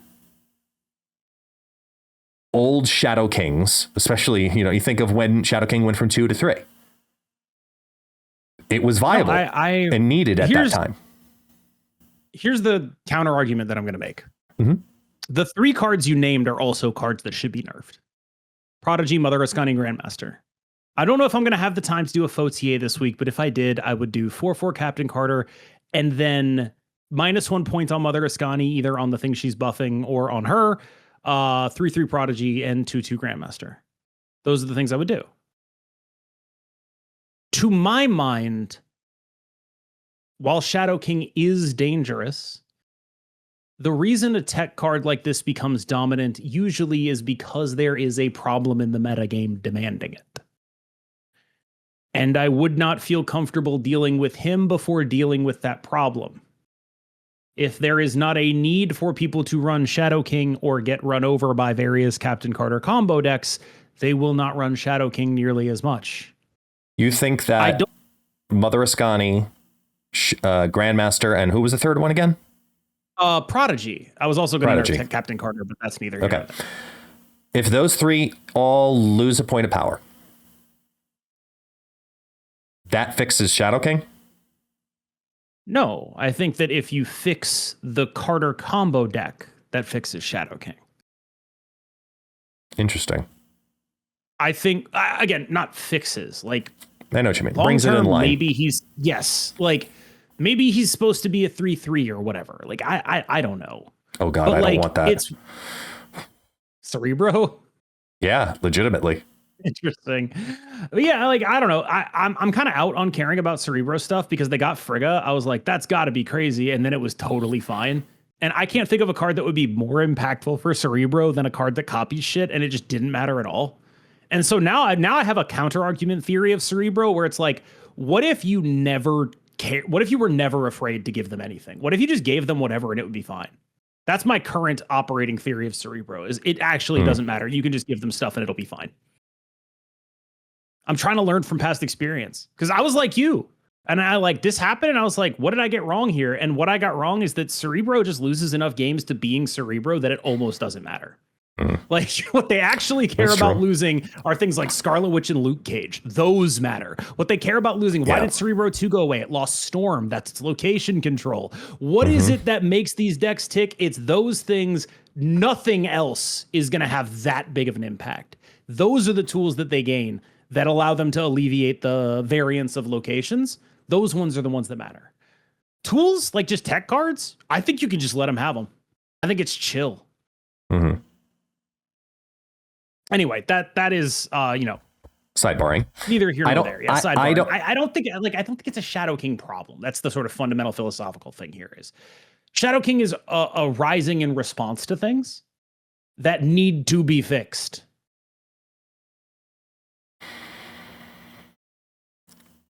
If that's the case, and Shadow King's not the problem is Mother Ascani. Totally believe you. Not a hard sell. 5-6. Okay, here's my thing with Mother Ascani. When you go look at, again, public tracker stats, they're unreliable, whatever. She is so mid on every public tracker. This Surfer deck or this Captain Carter combo deck is so mid on every public tracker. But she is more mid than anything else. And I think a lot of that is, free card. It's good. People play it in whatever, even in a bunch of decks where it's not particularly good. But another part of that is I actually think there's a lot less of a gap between this card being quote unquote busted and this card not making it in decks at all, which is to say 4-2. You still playing it? Because I think it's a serious ask. I think you might. I think you're still playing it, but I think there's a middle ground also in between. That's basically where I'm getting at, where it's like, I think a lot of people are like, do something about the ability or do something about it. And it's like, okay, I'm pretty sure this card is unplayable at 4-1. I'm like pretty sure you are not playing this at 4-1. And I realize, maybe I'm just, the way I was wrong about Star-Lord, I could just be doing it again. Totally understandable. Whenever I give my opinion on design and nerfs, I am always going to index to doing the least damage that I possibly can to the card. That is always my guiding principle, is to keep as much of the card as I can while still addressing the issue intact. I think the way that you do that then is Mother Ascani 4-5. On reveal, copy the leftmost card in your hand. Sure. Then give it -1. Then -1 cost, +2 power. That's valid. Like I think that's a valid direction to go with it. Like there's just change the PEMDAS. Yeah. Sure. I think that this card is a lot closer to being a fair card than people give it credit for. What actually I had the most trouble with when thinking about what to nerf in this deck was I can't think of a good nerf for Maverick, and he's been a problem for like 5 months, dude. Well, this all circles back to the same conversation about something we've talked about together and separate at length, which is the value of a card costing 2 versus 3 versus 4. And a 3 cost versus a 4 cost is a very big difference. And a Mother Ascani taking another 4 cost card and turning it into a 3 cost is a huge difference, yet alone also buffing it. Same thing with a 3 cost going down to 2 cost. Huge difference. You see less of a difference with a 5 going to a 4 and a 6 going to a 5 in cost. Yep. You see much less difference. Because that's like a relatively smaller, it's a like that should actually just make sense mathematically, right? It's 20%, 25%. Right. Exactly. Yep. 100%. I follow with you on that. But it's not even that element to it. It's also it scales in different percentages as well because of the value of power at each of those individual costs. Where the value of power at 3 cost is very different. Like a 3-7 is very different value than a 4-7. Something along those lines. But if you look at something that started as a 4-3 and then changes to a 3-5, That's wild, especially when it's a fucking stick, you know? Like, that's a big difference. Like, Maverick, like, the problem with Maverick is his stats almost don't matter, because the thing you do with Maverick is give him a bunch of free stats, however you can effectively do it. When this was Show Loud, that was how you did it. Now that it's Captain Carter and Prodigy, that's how you do it. It doesn't matter if he's a 3-1, that stuff all still works. And so, like, I don't know how to fix him, which is how I ended up with the slate of nerfs that I proposed. I don't know how to fix him without murdering him. And I think that, like, as usual, there's going to be people who have an appetite for murdering the guy. I get it, but I'm never going to try to do that. And so you end up with a card that is just very difficult to do what you need to do with it. Why'd you take Maverick out? Holy crap, he's throwing. You want to fix it? Sure. Here's what you do. You say, screw it. You take him out of the deck entirely and just replace him with Venus and call it a day. Done. I love you. This does not work. I know it doesn't. But you said you want to fix him, just cut him. Done. This is like that post that I got. It was like someone showed me this Reddit post that was like, we need to convince all the content creators to play this deck in the Golden Gauntlet, and it was just like a deck of Series 5 cards. Yes, I was like, bro, I'm trying, man. I'm sorry. Did you see the W post with that too? Yes. It was like, so good. Do not be like W. And then W tweeted, I think I will. Yeah. Don't be like that guy who played a deck that only had like one Series 5 and one Series 4 card or whatever it was. He's like, actually, I think I will be that guy. I loved it. I was like I couldn't fix Maverick. I tried really hard to try to fix Maverick and like come up with a nerf to him that actually made sense, and I couldn't get there. And so I eventually was just like, what if Captain Carter was a 4-4? And here's my secret fear of what if Captain Carter was a 4-4. What if that's a buff? Oh, it is. I'll tell you right now it is. Like, what if what's actually happening is I buffed Captain Carter by doing that, and then I have no ideas. Then I have absolutely no ideas. What if I change nothing, play Captain Carter as a 4-4, and that's just better than Captain Carter as a 3-2? I don't want a 4-4 Captain Carter for the same reason that I currently play a 3-2 Captain Carter. Right? I play 3-2 Captain Carter because I actually want to play a 2-4. I want to Mother Ascani Captain Carter. Sure. I want to buff Captain Carter with Agony. I want to play a 4-power Carter. Now you're going to give me a variation that already has that? I mean, here. Yeah, I know. Like that. There's that, and then there's also this, right? When you think about how the deck actually plays out when you're playing it at a top level, it's very often Captain Carter is the second 3-cost you play. The first 3-cost is Hope Summers or Storm, usually, and then Captain Carter goes in that lane, and then you put the Maverick in the third spot, and you Prodigy the Captain Carter. We all know how the deal goes, right? Right. This makes that more obvious. One of the ways people misplay this deck is by playing Carter really early and locking themselves off of that combo, because then they can't Prodigy the Carter the right way. They end up having to do something else. Correct. And that, like, it also gets what I would largely consider mostly a trap card, Silver Surfer, probably out of the deck because she's 4 now. So what if this is a buff purely by virtue of forcing you to play the deck correctly? Like, that's the one I'm really afraid of. Is like, not just a buff in terms of like, this is a lateral movement and I'm happy with the card in the deck.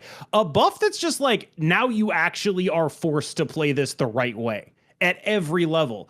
Like, that's what I'm afraid of with that one, is like, I don't even, it's like, if that doesn't work, I've got no solves for this deck. I don't know what to do. I mean, obviously, I do think that -1 point on Grandmaster, -1 point on Prodigy, do that at any time. Anyway. It's free. Do something to Mother Ascani. Those are all copy cards. Get them weaker. No problems with that. Do I think they would solve it, though? Like, maybe not. And I guess my question is, what would solve this without killing something? Because that's the question I keep asking myself is I know where to trim the fat on the edges. I don't know how to solve this without obliterating one of these cards. And I really don't think that I want to do that if I'm them. And so I don't think that's a worthwhile mode for me to exist in. You know, like if I'm trying to sort of emulate how they think. Yeah. I can't just be like, let's obliterate Maverick. Even if I think that would work, I just don't think it's a realistic thing to happen. I think it comes down to not the points that get added into the scale, but the duplications of either card or effect. So you're looking specifically at Grandmaster, Prodigy, Mother Ascani. Those are the three that you're looking at. Yeah, but I don't think it's the numbers. I really don't. I think it's effect. Yeah. And I don't know how to fix that without gutting one of the effects. You see what I'm saying? Mm-hmm. Like, what is it that I'm going to gut? Am I going to gut Brood because we think tripling it is too strong? Am I going to gut Storm because +2 is too big of a number? Am I going to gut Captain Carter because she's the thing that makes the deck work? Am I going to gut Maverick because he's the thing that makes the deck work? Where's the hit? And what is it? Because I can't think of anything. Like, this is not me doing a bit or whatever. Like, yeah, no. I can't think of anything that depowers this in a way that doesn't kill the card, other than the like 3 very free and easy hits on the copiers. I just don't think those do enough. I think your answer is Prodigy 3/5. If this is in the front row, copy the text of the card next to it. Kill Prodigy? Yeah, that's sick as hell. I actually think that's a pretty cool card. But yeah, like I that's the coolest card. I joke that would probably kill it, but that's at least still a cool card, right? Yeah. Like that's what I'm worried about with the other ones is like if whatever you do to them leaves them just like a hole in the ground. They're just a smoking crater if you change any part of them. Mother Ascani, there's that way. We do have that way there about, which one gets the discount. Right. Do both get the discount or does only one get the discount? The 3 copiers, I'm just saying do that anyway. But I mean like Carter and Maverick, like I got nothing that doesn't leave them a smoking crater that actually deals with this. I got nothing. Yeah. I think I can't figure it out. You might be able to get away with 4/3 on Carter, because the way I look at that naturally is that's organically a 4/9. Just base stats, no augmentation. A 4/4 is a base stats of 4/12. Do you think that, I guess my thing is, do you think 4/3 is smoking crater? Because I kind of think it might be. Not really. Because then I'm playing that for the same reason I'm playing Stick. Okay. You're looking to add things onto it, right? So I could be off base. Yeah. I think you might.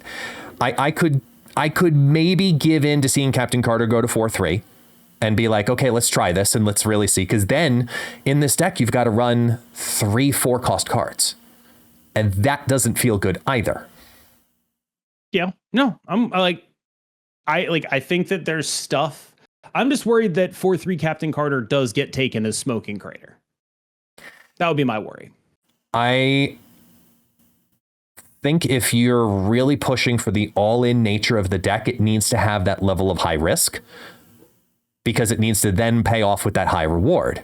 Versus what we opened the podcast with, which was what we've kind of agreed to, which is the lower the ceiling of skill and have more consistency version of the deck, because then you look at things like Jeff, right? You look at Jeff, Nightcrawler, that lower limp-in style deck as the more consistent one for ladder versus, what we'll call the very top of Infinite.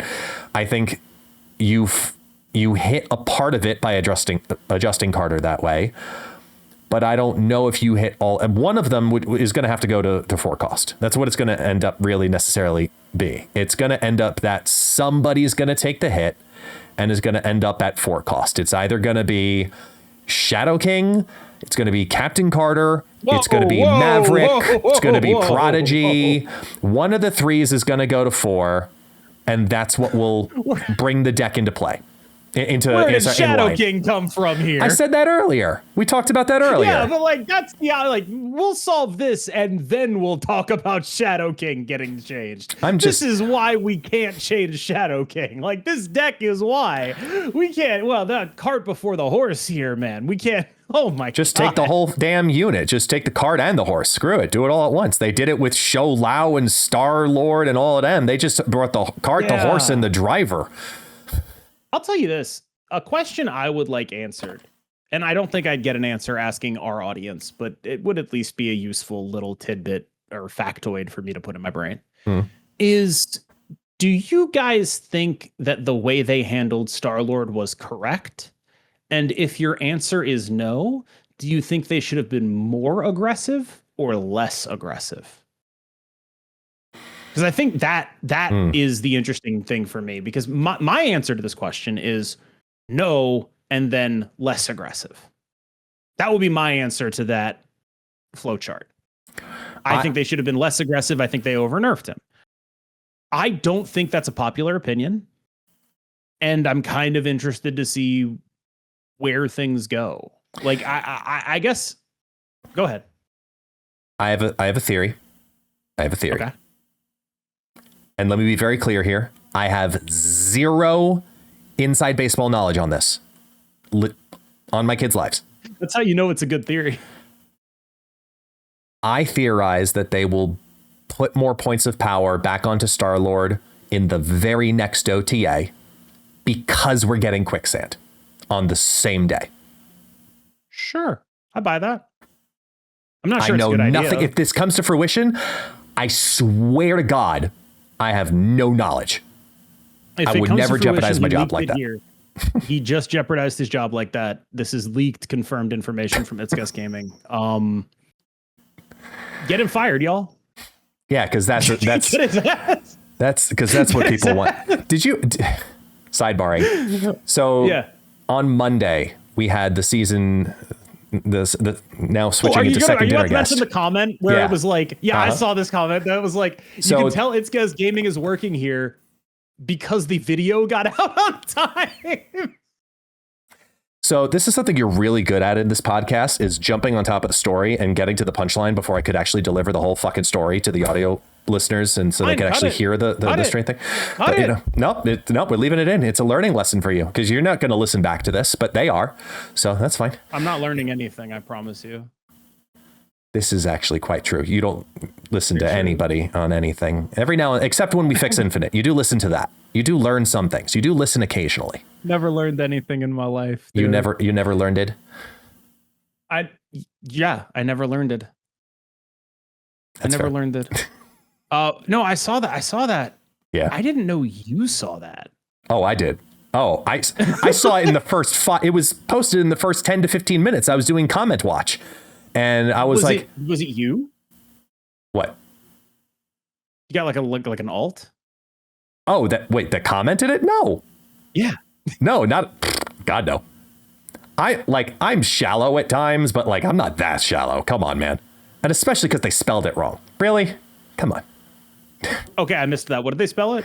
It's guess, which I get all the time, as in like, guess who? Like, I get that all the time. It's guess, not it's guessed, but whatever. I don't give it. I know who you mean. So, but look, I mean, I'm trying to get content out in advance, and people like it. So, was it actually you, or did you get lucky? No, that was actually me. Yeah. Nice, dude. Yeah. It's one of those things where it's like, if that's actually you, that's a great job. I have no idea though, because like things are so opaque to me. Because I will say I've been really, without going into detail, one of the things I am very happy to be a part of with the second dinner side of things is that it is the working directly with creators on that type of stuff about helping people keep a timeline and put this in the right place at the right time and get this to who needs to be to in the right. It's just I'm a grunt. I'm an organizational grunt. That is my job. So if everything is organized and going to the right places in the right time frame, and I'm keeping the follow-ups and the communications and the uploads and the marvels and the second dinners happy, thing goes out on time. So on my definition of on time. And I am a firm believer that things are always like those videos as a creator and as a consumer I love getting those videos on Mondays rather than the second it releases on Tuesdays, because it creates hype. It creates generation. It's the first time people get to actually see the card in action, see somebody break down the card. It gives you one central place for 24 to, ish hours to see more about the card rather than the 7 or 8 seconds you see the gameplay in the dev announcement video. I love that about those videos. So I always loved and pushed, even when for my own videos, I used to push for a Monday release because it always would perform better because you get more people to see it before it goes live or before people play it on a live stream. I always loved that. I pushing for the same thing here because I think that is just so much better for traffic, for advertisement, for just awareness, information, reference. Like it is just a much better thing. And that's something I want to try to keep trying to do. So if it doesn't happen on a Monday, know something happened, because I'm trying real hard to make that happen whenever those videos do come out on Mondays. Dude, that's so tough, man. He's like, 2 weeks into my new job, if I ever miss this deadline again, I'm dead. Yep. 100%. I'm screwed. Completely screwed. That wasn't the direction I was going with it. I thought it was tough. Like, look, I'm so on top of this that I'm promising this right now. Not at all. If I ever miss this again. Nope, not at all. I am a human being with faults, and I will fuck up. 100% I will. You just may not know what that is or if it's me. Let's aggregate this, dude. Like Dexerto article, second dinner employee, quote, I will fuck up. Great. I think about that stuff all the time because I watch a lot of I watch, like, I'm a sports guy, right? And so like you'll see like guys do podcasts and then like they'll aggregate 4 words out of a sentence that make it look clickable. Mm-hmm. And I think about that stuff all the time because I have hours and hours and hours and hours and hours and hours and hours of content on the internet in which I would conservatively estimate 30% of the time I kind of look like a dickhead. And I shudder to think of like aggregating me the way someone like Bill Simmons gets aggregated. I'd get murdered. I would retire in a week. I would be so out of here. 100%. Oh man, I'd be so dead. Thank God for, I actually, this is going to sound really weird. I opened up an old file of my videos the other day. Man, I'm not saying like my facial hair has gotten any better, but man, it used to be way worse. That's crazy. So I saw a picture of myself and I was like, damn, really? I thought that looked good. Shit. I think I look good now. Shit. So similarly, because we're recording this before it's released, we're recording this on Wednesday night. We just, prior to closing the registrations for Golden Gauntlet, we maxed out registrations. Yeah, we probably should have started with that. That's sick as hell. We maxed out Reggies. We maxed out registrations for all 1,024 spots, and so most everybody got in. Some people will be on the wait list, and then they get in if people drop, and etc. So I was looking up numbers, and I couldn't remember certain things about the first Golden Gauntlet, like the very, very first, not GG World Championship one, like the first one ever, where it was you and me. Derek one.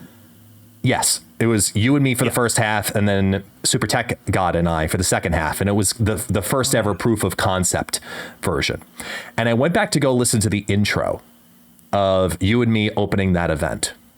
And I have to say, we have come a long way. You want to see some cringe on your own, like, progression track and see how far you've come. Go watch the opening prior of the first ever. It's on YouTube. Go watch it. Actually, no, it's not on YouTube. It's on Twitch. It's still on the Twitch videos. Oh, thank God. It's not on YouTube though.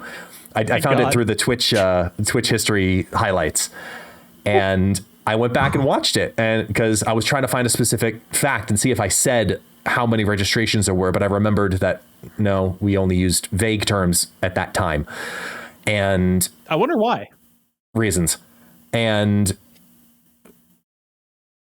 just listening to it, I went, wow. I thought we were confident and we were excited and it was the first time we were casting together, and man, we were rough. Like, we were really, really rough. I think that's the nature of like linear time though, right? Yeah, like, of course. When you look at Marvel Snap nowadays, I think basically anyone who's good at the game right now could go back in time 3 years and be the best player anyone's ever seen.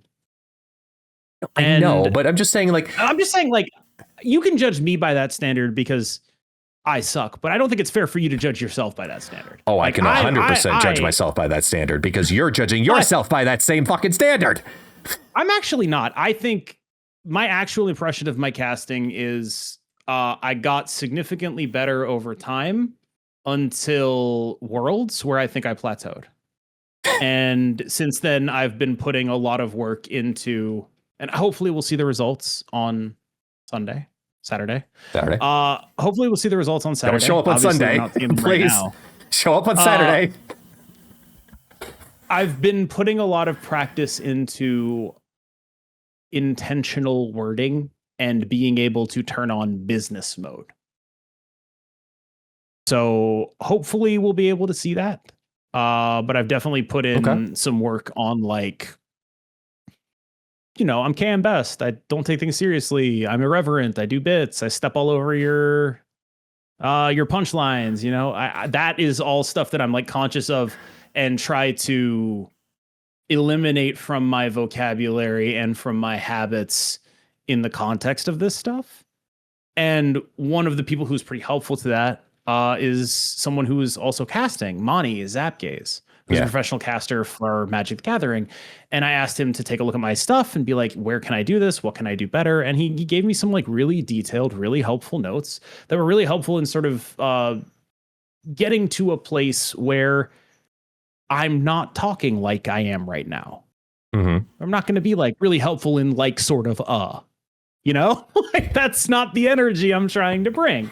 So I've got a nice, you know, black knit shirt, a nice blazer, a nice necklace, and I'm trying to bring the energy of like a person who's taking it more seriously. Like in a, not that I wasn't particularly before, but to some degree, there is a level to which my role as a commentator is tied to my performance as KMBest. It is the character who has the role, not me, the person. Mm-hmm. And I'm trying to do a lot less of that, trying to sort of specifically dial it down. And that's always been something I've tried to do, but like now I have sort of like specific guidelines that are hopefully going to be meaningfully able to up my game. So I'm hopeful. So what you're telling me is I have to wear a suit jacket then to keep up with your appeal. No, just wear a turtleneck and a chain. I'm trying to dress like The Rock in that picture. I was about to say, you say the turtleneck. As long, I better get a paper towel to put on my arm then too, you know. Yeah, just wear a turtleneck and a chain, and like the glasses you're wearing right now are probably like a good rip. Like turtleneck and chain, big nerd glasses, and like the Andy Warhol. You know what I mean? That's where you're trying to fit in, right? That's somewhere between Andy Warhol and Harry Carey, like somewhere in between. Yeah. That's where I'm trying to get to. Anyway, that's just something that I've been thinking about a lot in terms of different levels of on, right? Yeah. I get it. Like on some level there is an appeal to the person that I let myself be when I am doing a podcast like this, where you know what you're getting is actually the things that I'm thinking, and there's not a lot of polish, and that contributes to the authenticity, and you really feel like you're talking to me because frankly, there really aren't a lot of barriers there. Like there really is the things that I think, right? And the appeal of a creator like that has to be balanced with the desires to do a good job in the role. Yeah. And so what I've decided is to try to inhabit the role a little more rather than letting the role inhabit me. So I've decided to be, you know, commentator, KMBest rather than KMBest, commentator. Sort of where my head is at. I think a very good example of this is actually Alex Kocha, where if you look at Alex Kocha on a live stream talking with his community in chat, he is still Alex Kocha, a lot more relaxed, a lot more raw, a lot more good reaction, etc. Then you look at what we'll say is YouTube Alex Kocha, which is just polished up a little bit more for that specific audience.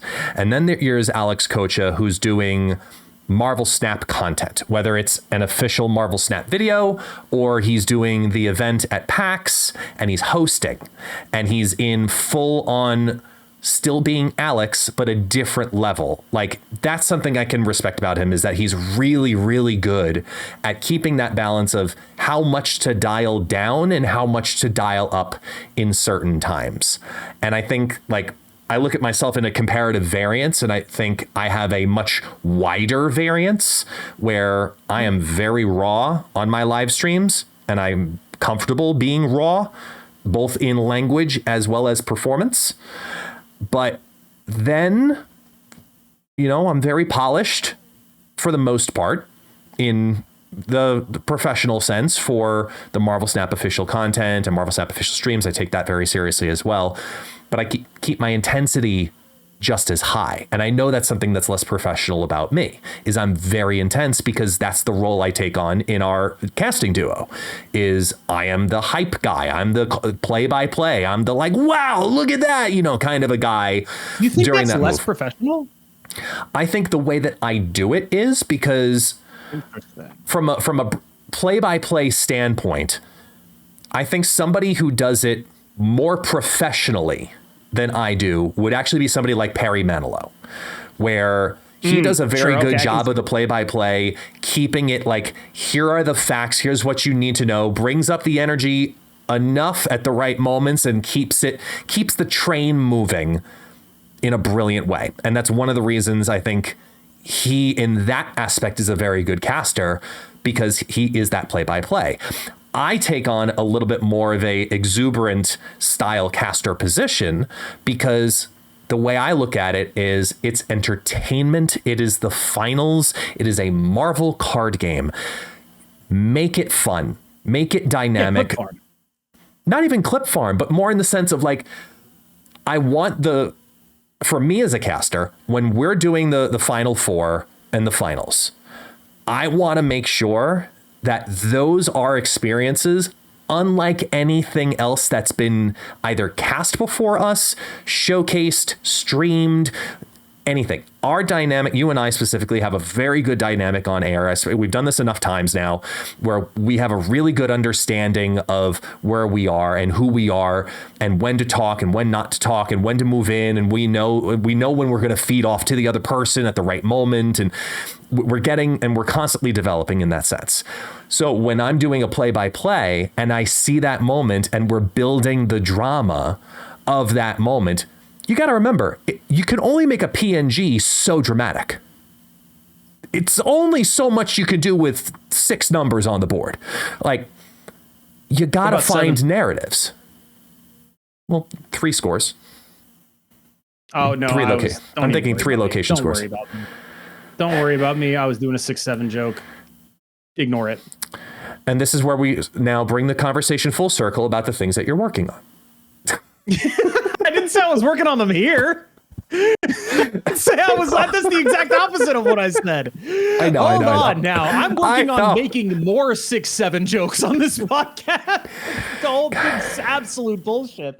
No, I think that, but what I really wanted to say though is like, none of that sounds unprofessional to me. It sounds like you have an ethos that you view as the correct thing to do, and that's not unprofessional. It's actually very professional. You're portraying yourself as if it is inherently better to be like this dialed down person, but if you look at the commentators people like in real sports, Kevin Harlan, Mike Breen, people love the people that care, and they hate it when they look at the local channel and the other team scores and the local channel is like, oh, those guys sunk the 3. Like, they hate it. They want the moments to feel big. And I don't think, like, I think you're portraying yourself as if it's like it's unprofessional to not be a robot about this. It's the opposite. I think you are correct. I think that it is correct to do what you do, and it is actually very professional of you, and that's good. I think personally, if I put comparisons to myself, I compare myself to the caster that I hate the most in sports, And if I dial it down 10%, I'll get to the caster I enjoy the most. I believe I am current. Yeah. Who do you think I would compare myself to right now? Like who you think you are, or who you? Yeah. I think who you want to be. I'll say Mike Tirico. Good guess. Very similar though. Very similar. Okay. Not Mike Tirico, but very similar. Al Michaels. That might be even closer now, for a couple of reasons. Okay, just tell me who it is. I'm sorry. Jim Nance. Clearly, I'm out of it. No, Jim Nance. Sure. Yeah. I think Jim Nance is a great caster. He's the caster I would like to be, where he has the ability to create that great narrative, storytell, call the play-by-play as it's happening, give the highlight moments, and give a good amount of energy when it actually truly needs to be there. He does it much more selectively, which is what I like more about his style, versus what I think I compare myself to now. Who do you think I compare myself to now?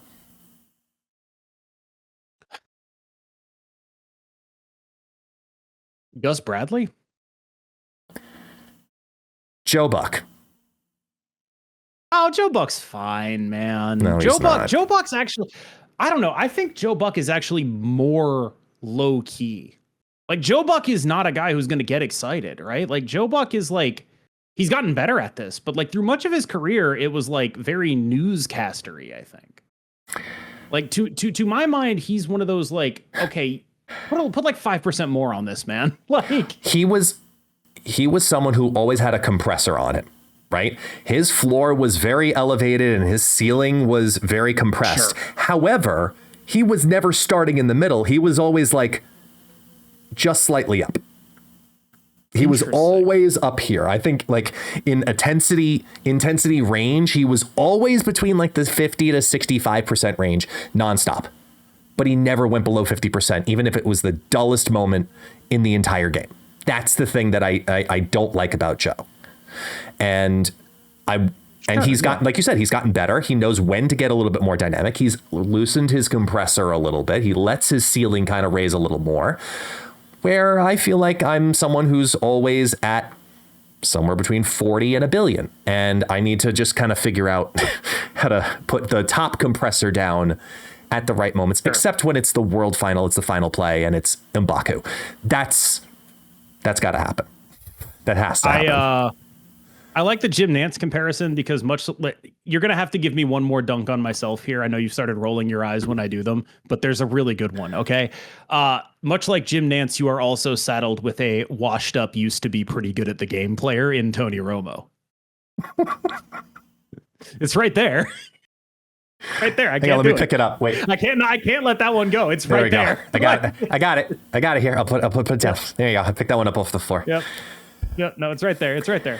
For me, the people I try to be are, in some order, as a content creator, Bill Simmons and Zach Lowe.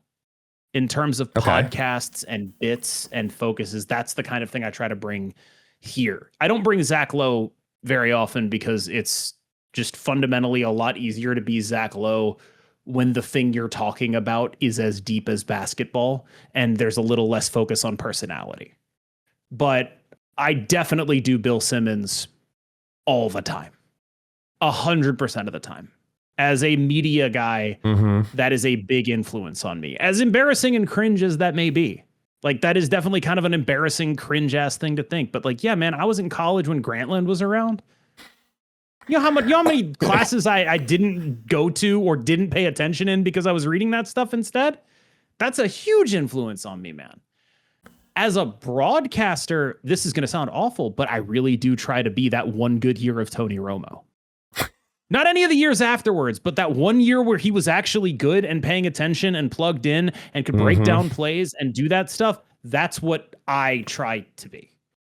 That is, I think, Greg Olson's a really good one. He's really good. He's really good. Yeah, like largely those are the spaces that I try to operate in. But one of the things that I've really noticed is Chris Collinsworth is really good at his job. And it's one of those things that nobody gives him credit for because everyone hates him and does like, now here's a guy or whatever. But like, the more you think about the mechanics of the things he's saying rather than the specific words that he's saying, the more impressive work he does, I think. And I like, what is the purpose of him bringing something up to the broadcast is how I've started watching those things, because it's like, I'm trying to get a little bit better at this. What is the purpose of him bringing something up to the broadcast? When I'm on a podcast, I don't think about what the purpose of me bringing something up is ever. I'm vibing. But if I'm on a broadcast, that's a very different thing. And I have to think about what purpose does me talking serve here? And Chris Collinsworth is really good at that. Yes. No, 100%. You were dead on the money there. Throughout this conversation, though, I have realized you're either going to end our friendship or laugh in praise with this comparison. But I think I figured out who your spirit animal is for podcasts. I can't wait. If it's going to be someone I've never heard of. I can't wait. No, you've heard of them. They're go ahead. And they're not in sports. I was really worried you were going to say Kevin O'Connor. No.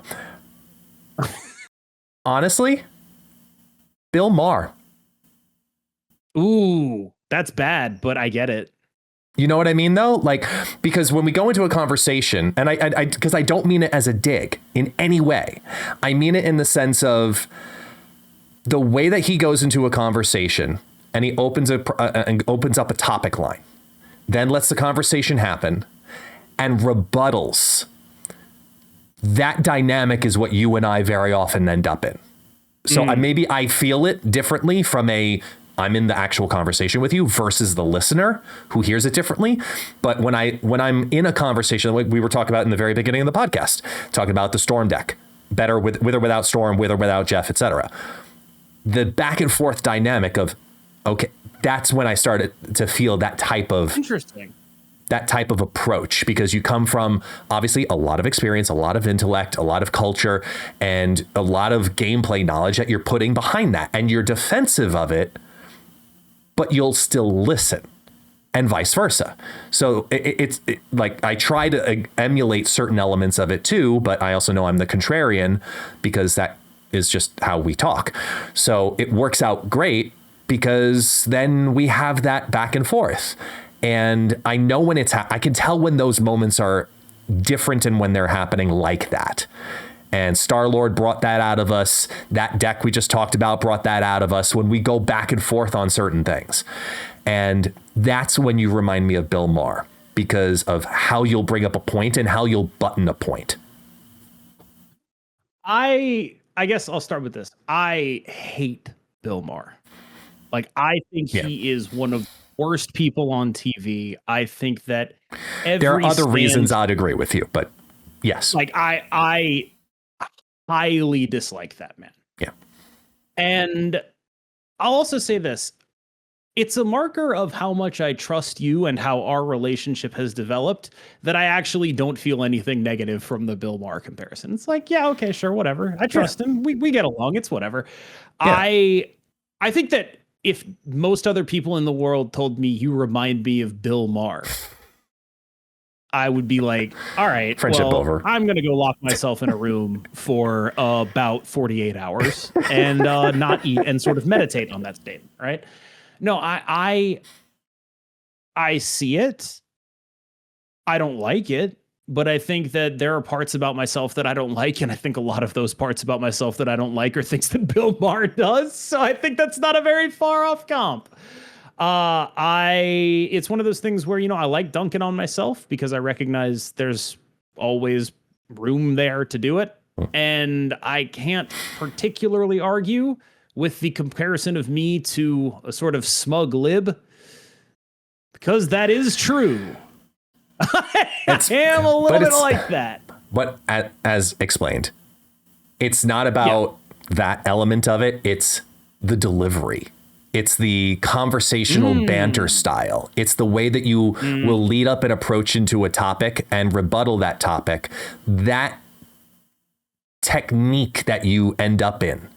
and that conversational patter. That's what gives me that element of it. It's not because It's Guest Gaming thinks KMBest is a twat. It's not that in any capacity. Exerto, aggregated.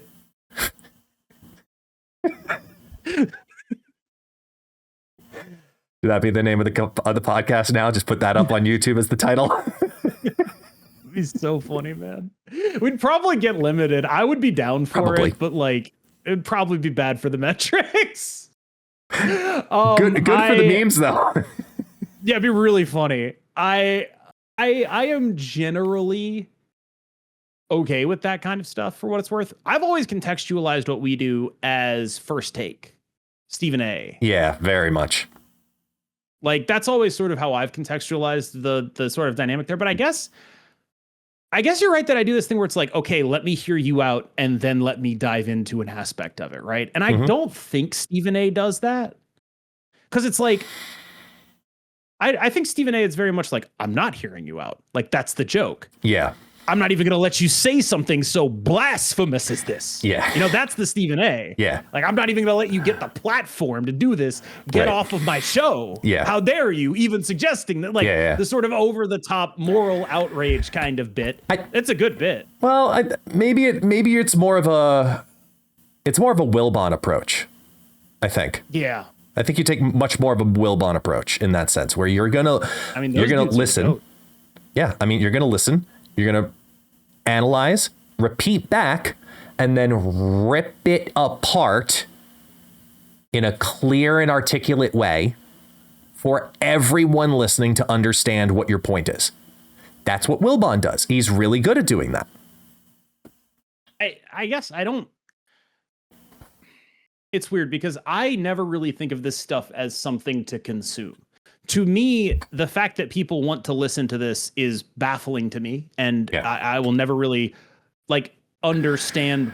I don't really understand what my role is on any show because I'm sort of not really playing one. This is what I'm talking about when I talk about the difference between casting and doing all this stuff. I don't know what role I'm really playing, except when I'm doing casting, then I know what role I'm playing and I can actually build toward it. So when you phrase it like that, it's like, I don't really think of myself as like ripping into it. You know, like that's not how I conceive of it. And like, even if it is true, I don't really conceive of it. And this is important too, as doing it for the benefit of the audience. Like my role on these has always just been, I talk about the things I think, right? Yeah. And sometimes in order for me to make my point or in order for me to find a common ground, like what you do is you start with the things you agree on. And then you say, where's the disagreement located? And then why are we disagreeing on this? Is it like a factual thing or is it an opinion thing? And I think a lot of the times when we do that kind of work to dive down, what we'll realize is like different perspective. Both are reasonable, like the Jeff thing that we had. Right. But like a lot of the times you'll do that, right? And sometimes it'll be like, no, this is fundamentally a disagreement on, I think you have facts wrong, or I think you have like something in the way or whatever. And those things happen too. But I don't take any joy in the disagreement. I would much rather that every disagreement get resolved with, oh, here's where the problem was. Here's our different perspectives. Let's move on. That's what I would prefer. And so like the method that I take in these, I think is genuinely me looking for like an easy solve. Because it might sound weird to say, there are not a lot of people that I'm comfortable doing confrontation with. It's a weird thing to say, given the way I act, right? It's true, though. I understand that. And like being put in spaces where it's okay to do that. That's why I do the show with you. That's why I got Butt on, because I needed someone on that show who would be like, you're an idiot. Like I need to explicitly curate spaces where I don't just yap for 8 billion years, which obviously I still do, but like you'll tell me to shut up and that matters, right? Like it's important. And I guess my thing is, I think that this indicates there's some adjusting to do, because my goal would usually be to use that sort of method of interrogation to figure out what the thing is, and then say, okay, that's good. We now know what it is. We know what the difference is, and our audience can take that whichever direction they want. And I think that means that I've probably been doing too much of like, we found the difference and I'm right about it. Like then you get into the Stephen A. Smith thing, right? No, but okay, but wait, you're on a key point there. You're on a key point there, which is it's the conversation and having it with confrontation. It's not about necessarily enjoying it, because that's just sadistic. It's more about understanding that even in that moment of sadism, the goal is to get to that point that you're working towards. The difference is I have a lot of fun pushing your buttons. Thanks, man. I really do. And they're very easy to push. They're right I've there. I've learned. And I really have made it a point over the past couple of months of doing this podcast with you to understand when I have to, like, and this is it's almost a little bit inside baseball kind of, but it's like, it's something I've learned of working with you is there are moments to lean heavy on disagreement because it is entertaining and it is something to listen towards, but it never derails us, except when I straight up forget what I'm saying. It never derails us from the goal of get to what you're talking about, which is find exactly what the disagreement is in the midst of all of that chaos that we go through, and then decide, is there a way for us to find something that we agree on within the disagreement as a core problem, a core resolution? We might go about it in different ways afterwards, but finding that, fulcrum for us to be teetering on, even if you're going up and I'm going down. It doesn't matter. Like the core disagreement of the surfer thing is basically, what are we actually optimizing for? Mm-hmm. That was what I took away from it. Yeah. What are we optimizing for? Are we optimizing for a world where your opponents are going to be playing the version that has Storm in it and outpointing you? Or are we optimizing for a world where your deck is so broken that unless you play against that deck, you're going to beat anything anyway? Right. Like that was sort of the takeaway from that. But it took a while for us to get to the point where it was like, that's what it is. Yeah. But we had to work through it. And that's the sadistic part, where we have to work through it. And I know I can be very open and comfortable with you in those conversations and be very raw because it's just who we are. And that also, that took once you compare someone to Bill Maher, like, well, there's no going back at that point, whatever. Yeah. I can only go, so far downhill before the climb again. So whatever, but that's a part of it though, where we have discovered this about each other. And we also have enough trust within each other as podcasters or casting partners that if we are going to make a comparison, a conversation, you're not going to look at it surface level and think, oh, I called you Bill Maher. You just think I'm a prick. That's not it at all. It's look deeper, look at the technique, look at the conversation style, look at the banter, look at the and see, okay, those elements of him are the things that I see that you now are looking at. Got it. Inhabit Bill Maher. Yeah. Yeah, exactly. That's a better way to look at it for your own ability to sleep later. So that's cool. And vice versa as well. When you tell me I get too intense or tell me to shut the fuck up because I'm wrong. Because very often it's really for the second one, man. I know. Like I don't know that I've ever been like, hold on, man, you're too intense. But I've definitely done the one where it's like, come on. I've done that. I've done that one before. I've done that. You're dumb. I've done not that you're dumb, but I've done the come on. I've definitely done the come on. Like that one. That one's one where it's like, what are we doing here? This is so facially obviously not the thing. That one happens a lot. You've hit me with. I don't think you do come on. You've hit me with, this is the one you do. You do, no. Yes. No. Dead on. You do that one a lot. I do that one a lot. It's the only way I can get through to you, though. Because you'll go, man.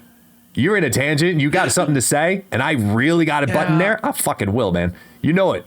Oh, yeah. I respect bits more than I respect any other part of a podcast. I prefer subs over bits personally, but that's just me.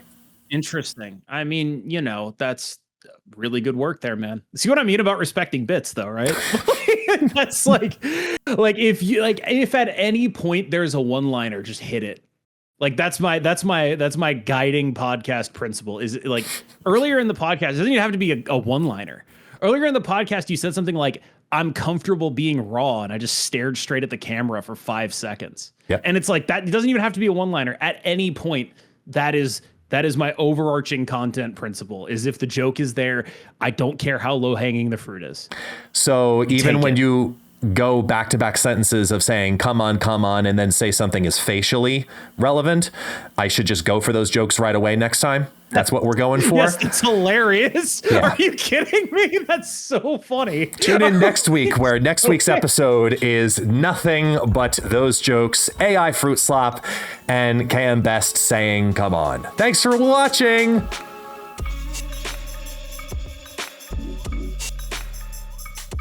That's so funny. I didn't even notice. That's so good. You can't leave it on the ground, man. There's someone like me who thinks that's funny. I swear to God.